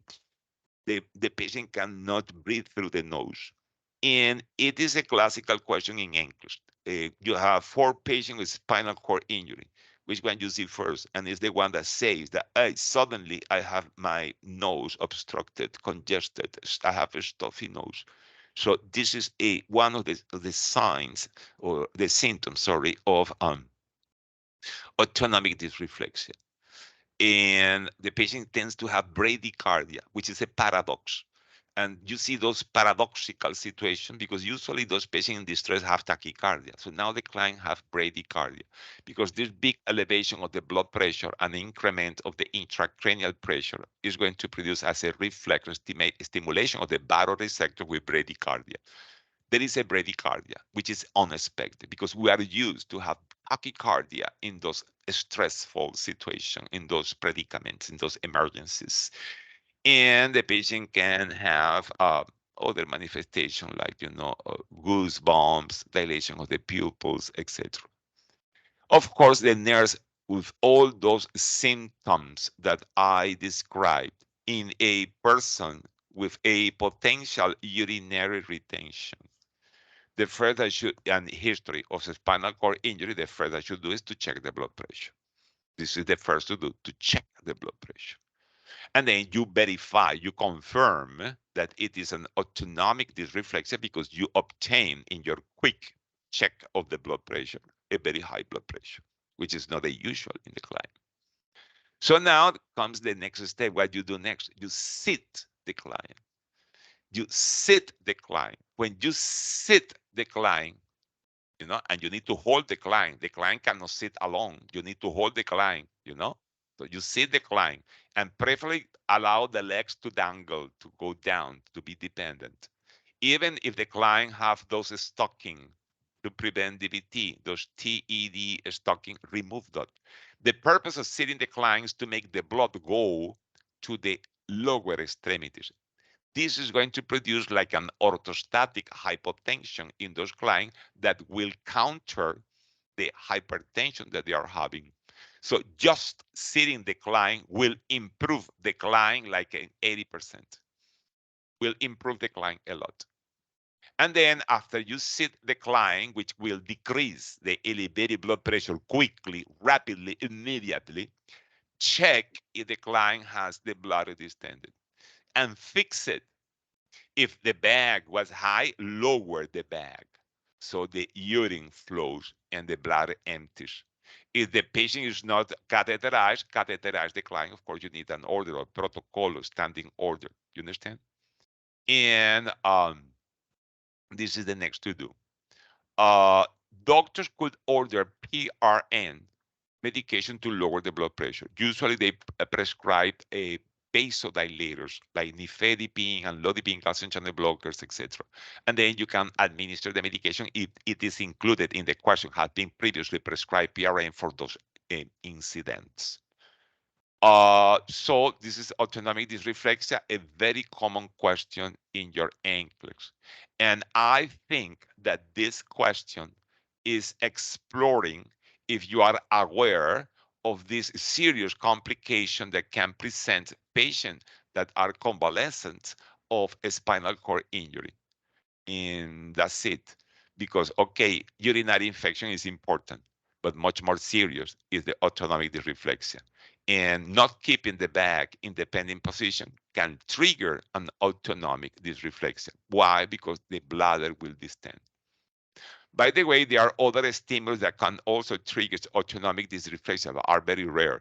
A very cold AC could be in some question that more than anchors are seeing that in practice question, or constipation on, a fecal impaction, or a pressure ulcer that is developing in the client, or a misposition of the lower extremities, okay, or even wrinkles in the linen that could be cutting the skin, producing a trigger of this reaction.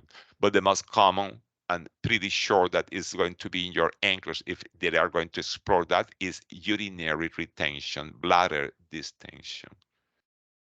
Okay, a little question that is frequent in the anchors, and I don't know if you're aware.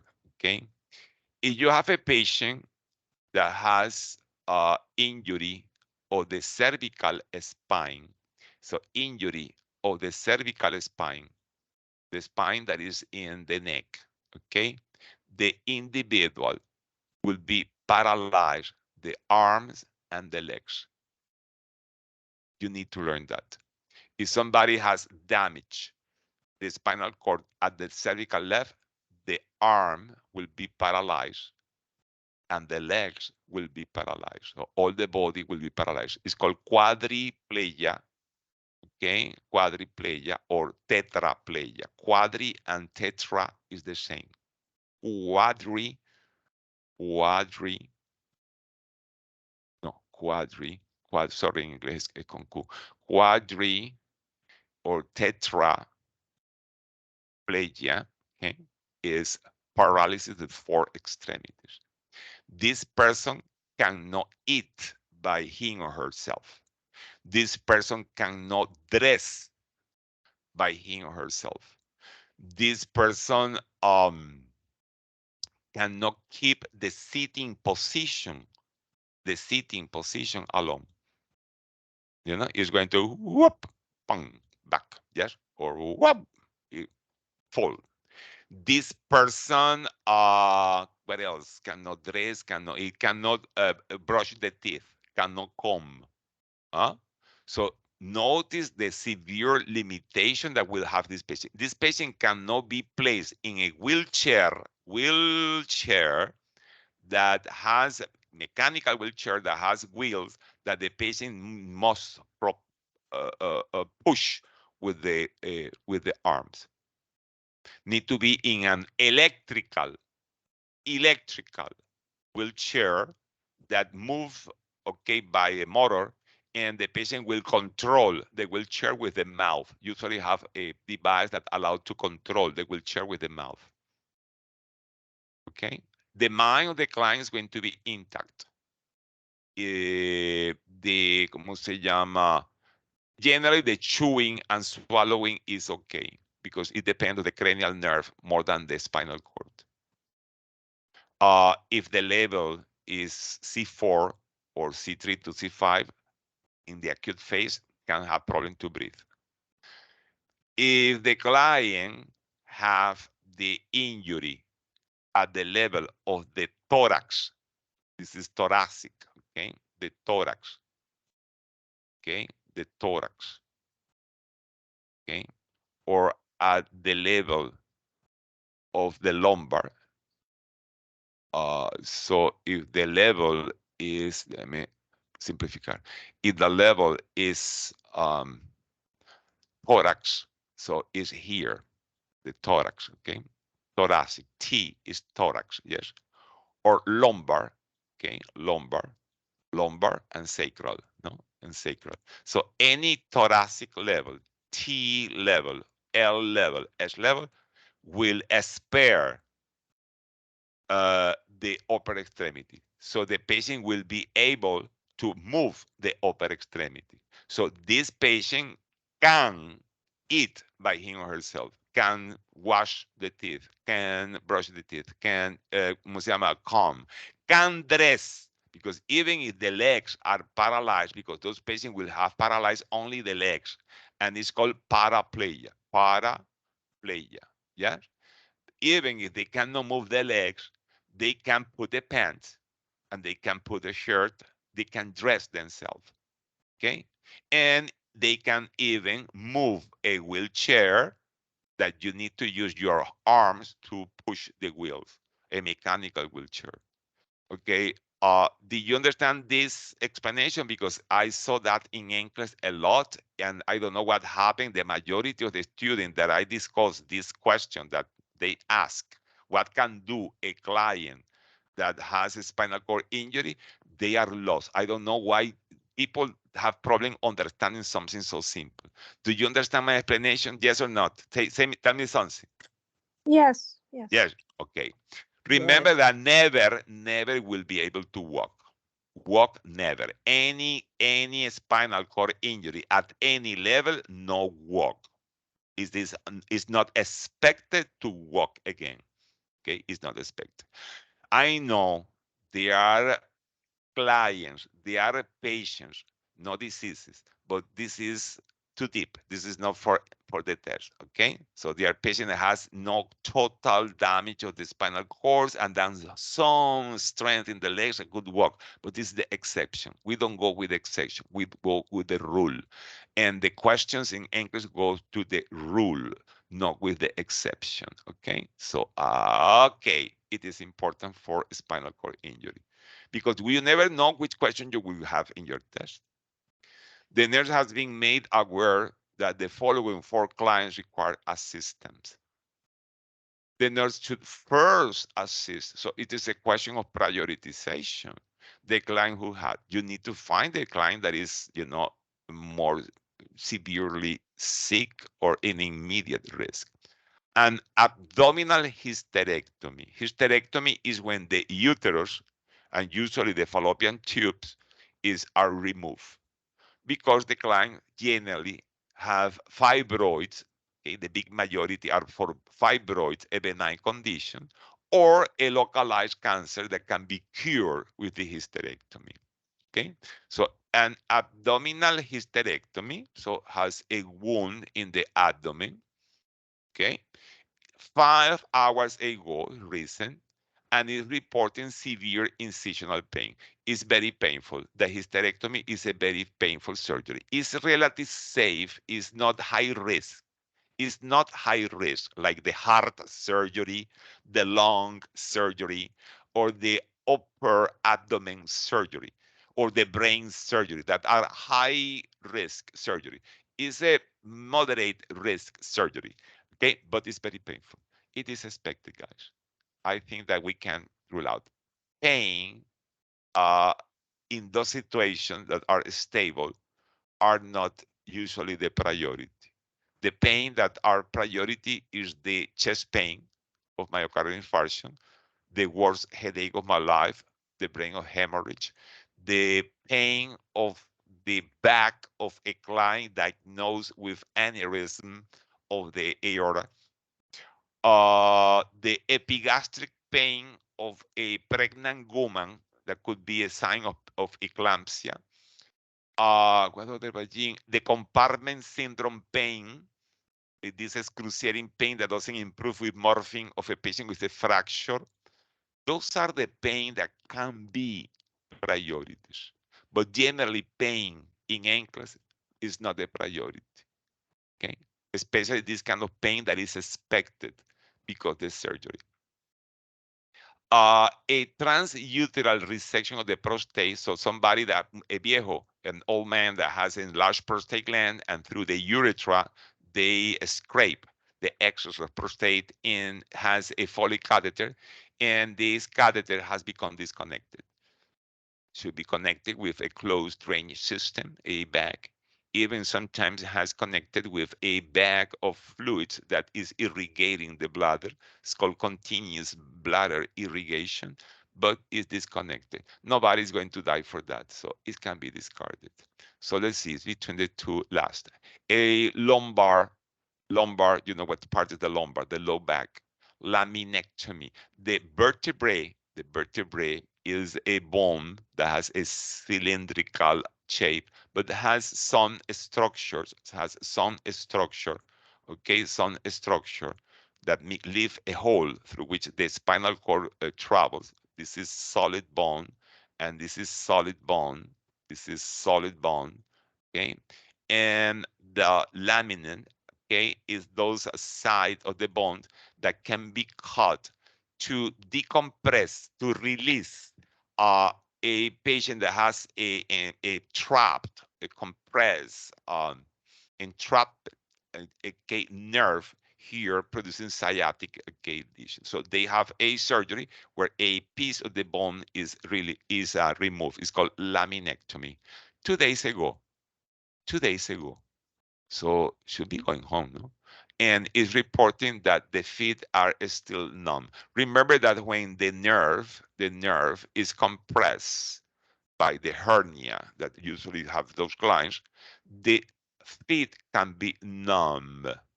And when they say still numb, mean that was in the past numb. So is it still numb? Okay, because it is expected that it takes time and recover the name after it is decompressed. So need to be the last. Even I haven't read it. A spinal cord injury at T2. T2 is above T6. You remember? That's the T5. one. This is the same that we were talking, yes? T2 2 weeks ago, so it's already recovered of the spinal cord and is currently diaphoretic, okay, sweating and nauseated. So what we need to suspect that this client could be developing an autonomic dysreflexia. What we need to do first, check the blood pressure. If the blood pressure is high, we confirm, we verify autonomic dysreflexia with those symptoms. Could be headache, could be flushing, could be nausea, could be the sweating, could be goosebumps, stuffy nose, what else? Bradycardia, dilation of the pupils. But then we check the blood pressure because we suspect that something's wrong in the client is very high. What we do next, we sit at the client. And what we do next, we check if the bladder is distended. And then we solve this distension. And even we can give now at the last medication prescribed by the doctor to help lower the blood pressure. But just sitting the client is enough to lower significantly the blood pressure. This topic of autonomic dysreflexia is high yield for the anchors. It's frequently tested. If you don't remember studying that in the career, you need to read that. The nurse has taught a client who has a positive lab test result for HIV infection. So I assume that has been confirmed with the Western blot. No? The client is scheduled for a viral load test. Okay. So remember that when we suspect somebody being infected with HIV, we do a test called ELISA, enzymatic laboratory immune absorbance assay, ELISA. Okay, that detects the presence of antibodies produced by the white blood cells against the HIV virus.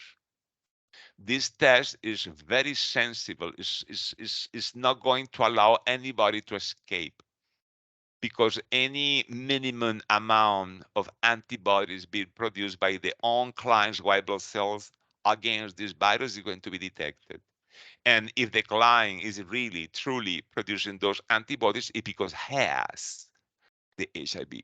But the problem is that this test is so sensible, nobody escapes, that could, in some cases, produce a false, not true, false positive. So the test is positive, and you in reality don't have HIV, don't have antibodies. So for that reason, people that test positive for ELISA, only the people that are tested positive for ELISA are double tested with another test called Western blot. Western blood. Yes, this test is less sensible, but is more specific. So we'll verify if this positive ELISA is a true positive or a false positive.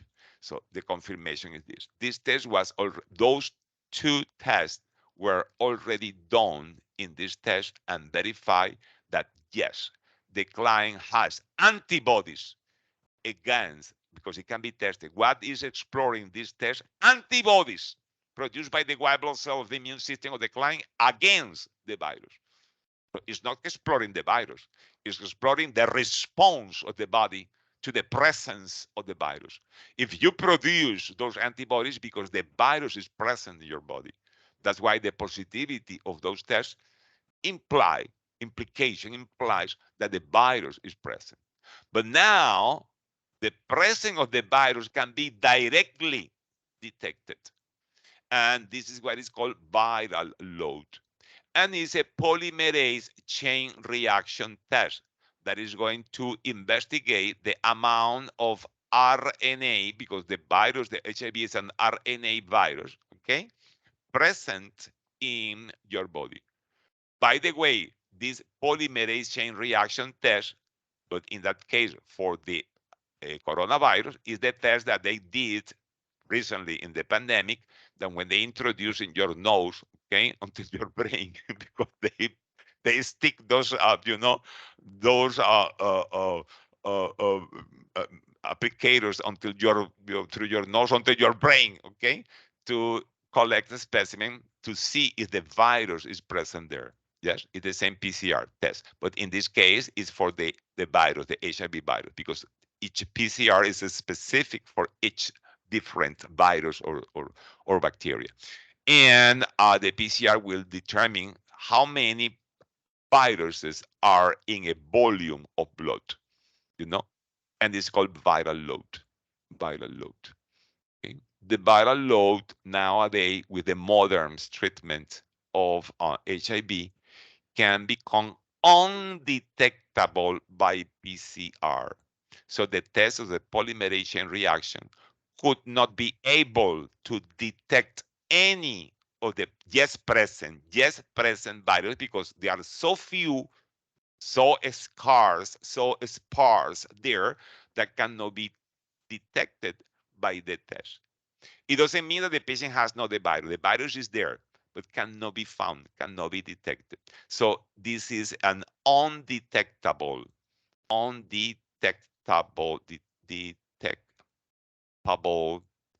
viral load. With the modern antiretroviral cocktails that are so wonderful, guys, I witnessed the rise of this disease when the disease was not known. I remember perfect when I was a student, cases of this disease, and we didn't know what was happening, and nobody knew what happening. We knew that was a new disease that we didn't know, that produced immune deficiency, but we didn't know any idea that this virus existed, any idea. I remember that when I was a student.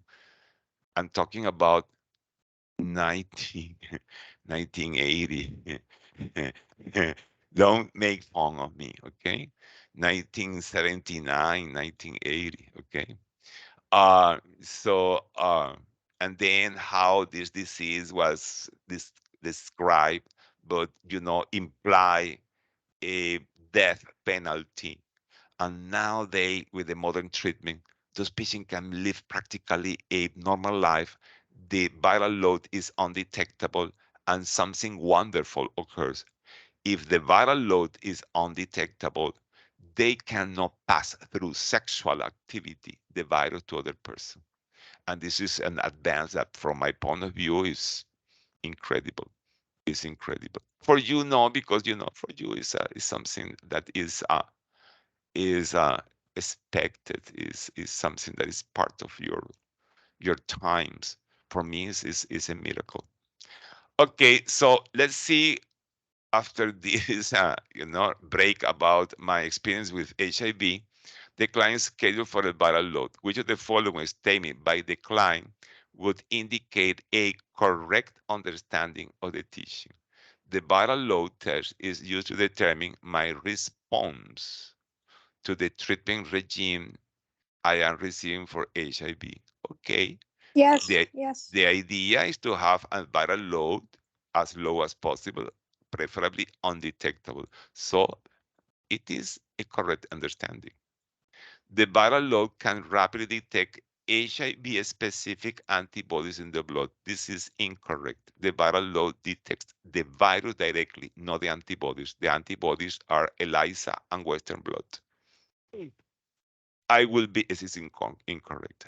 I will be able to decrease the dosage of my prescribed medication if my viral load is low. No, because then the virus will reappear and will become resistant to the medication you are taking. I am unlikely to develop AIDS if my viral load is high. No, all the way around. If your viral load is low, it's very low possibility that you develop the syndrome, the AIDS. So it is a disparate, and the right answer is one. So what's your conclusion until now? If you have knowledge, if you study in your career what must be studied, uh, and you read carefully the questions, I think that any person could pass the English. No? So it's important to go well prepared. It's important to study. And it's good to do a good review before going to the English because we need to review. Okay, we study and there is a lot of information. We need to organize this information. We need to review. We need to dedicate 2-3 months, okay, to review, to organize our knowledge and to consolidate knowledge. Knowledge. And then once the knowledge, which is the most important, the basic knowledge, remember this entry-level nursing, the basic knowledge is consolidated, then you develop certain strategies like zero anxiety, sleep well the night before, take your time, read all the questions, pay attention to the clue words like understanding, more teaching, first, next, priority, okay, and rule out the options that are totally easy to discard, make the other option compete as we made compete in this question that was difficult, okay, the infection versus the autonomic dysreflexia, and we decide which one is worse, so which one is the priority, and we apply this decision, etc., etc. So yes, we can pass the English. The nurse is teaching a client who is scheduled for a 24-hour urine collection. It is something that the nurse is doing, but then you need the collaboration of the client. And you need to know that 24 hours, if now is going to be 9 p.m., 9 p.m., okay, until tomorrow, 9 p.m., it's going to be 24 hours. My bladder in this moment has been without being empty because I've been sitting here and talking without peeing since I sat here, so at 6 p.m. So now in these 3 hours, since I sat here in front of my computer, my bladder is full of urine, or half urine, yes? But this urine doesn't belong to this interval. This urine must be discarded. So just at 9 p.m., I should eat and discard this old urine and start, from zero. And from now on, from 9 p.m. today until 9 p.m. tomorrow, any amount, all any amount of urine that I pee should go to the container, to the recipient that is collecting this 24-hour urine. No one drop can be discarded. It's going to be collected here. If the urine that I'm peeing has infection, need to go there. If the urine that I'm peeing has blood, must go there. If the urine is a weird color, must go there. Cannot be discarded any urine. Yeah. And doesn't need to be sterile, but these containers should be clean and should be kept in cold, because otherwise the urine and the substances that are inside will degrade. So it need to be kept cold in a refrigerator or ice box. Okay. And tomorrow at 9 p.m., before closing the recipient and sending it to the lab, I need to pee, because I need to close the collection tomorrow at 9 p.m. I will start today at 9 p.m. and I close tomorrow at 9 p.m. Summarizing, starting, you discard the urine. Ending, at the same time, you collect the urine. And in the interval, all the urine is collected. So it's very important to have those concepts very clear to understand the 24 urine collection, which is an important test that doctors do to determine several problems in the urine, like proteinuria, like the clearance of creatinine for a precise, okay, renal function, etc. So the question is the correct. What should be included? One, you will be asked to urinate when starting the collection, so today at 9 p.m., and the initial urine will be discarded. Yes, this is going to be thrown away because it's all urine, the urine that I have since this afternoon. It is correct. It is a lot of players. A sign will be posted in the bathroom as a reminder to save your urine. Yes, it's a good idea.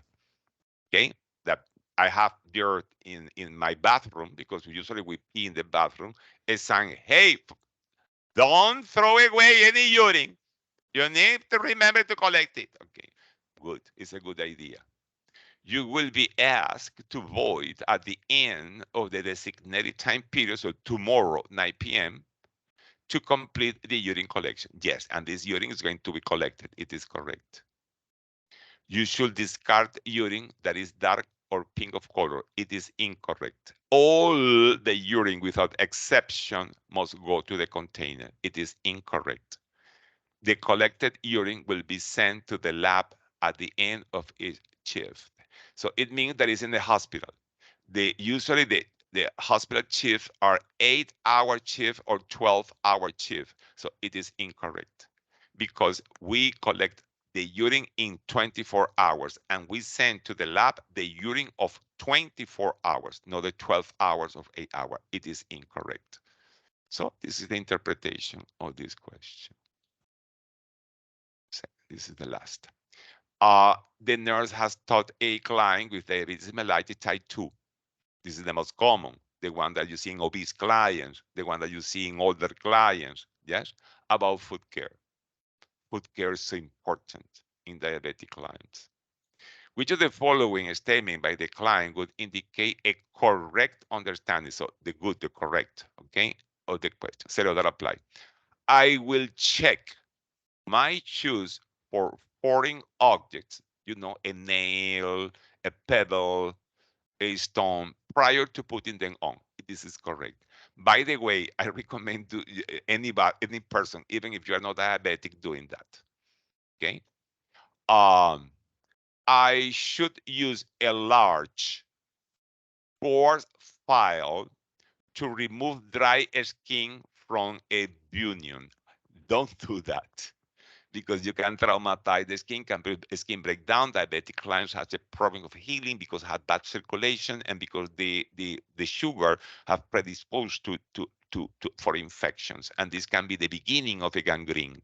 So don't touch the dry skin of your bunion or your calluses, you know, and stop using a large course file like the one that we use in carpentry.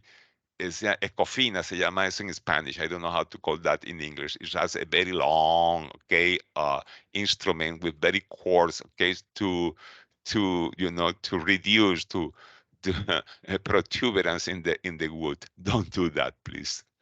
I will apply a petroleum-based ointment between my toes after bedding. No, between the toes, you need to keep very dry the skin because it's an area that naturally tends to sweat, and the moisture there promotes growth of bacteria that could produce the bad smell of the feet because the growth of bacteria, because the moisture there, and funguses.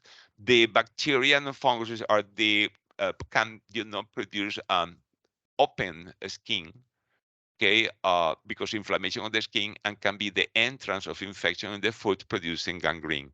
So no, between the feet, you don't apply any moisturizing, any lotion unless petroleum. So it is wrong.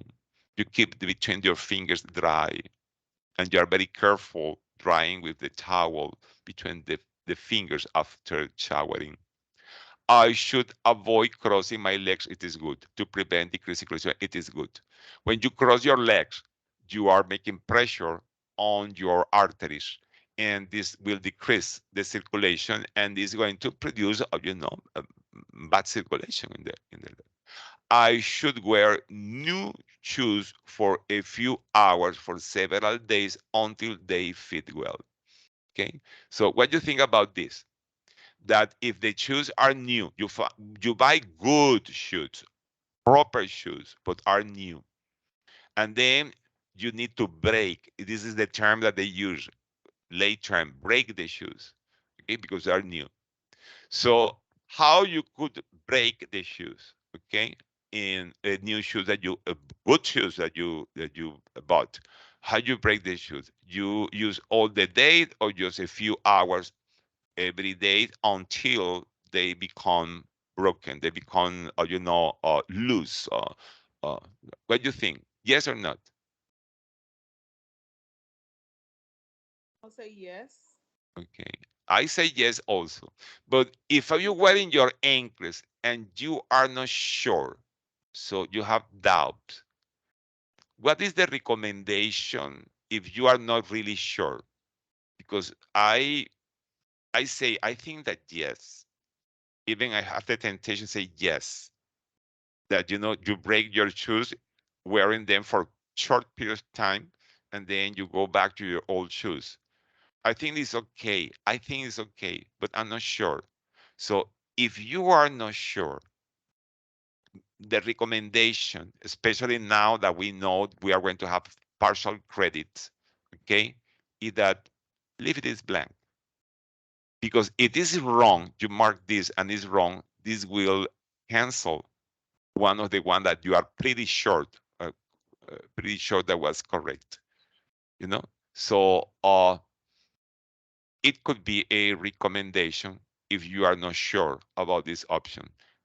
It's better to leave the option blank so you lose this point if it is correct, but you don't lose one of your previous secured certain points if it is incorrect. Do you understand me? No? So nowadays, it's better to leave that blank because they are going to be giving credit you for the right answers. But instead of that apply, a wrong answer will penalize, and we disqualify one of your right options. Understood? Okay, guys, this is what I have for you today. We were left in the item 84. Let me write down that 84 to continue until we finish the next time. If you want, okay? If you are satisfied with what we're doing, okay? If you prefer to do other activity, you tell me, and that's it, okay? Thank you. It's great. Thank Thank you. you, Thank Prophet. you, Professor. Thank Any you. questions? Thank you, Okay. Professor. Okay. Hold on.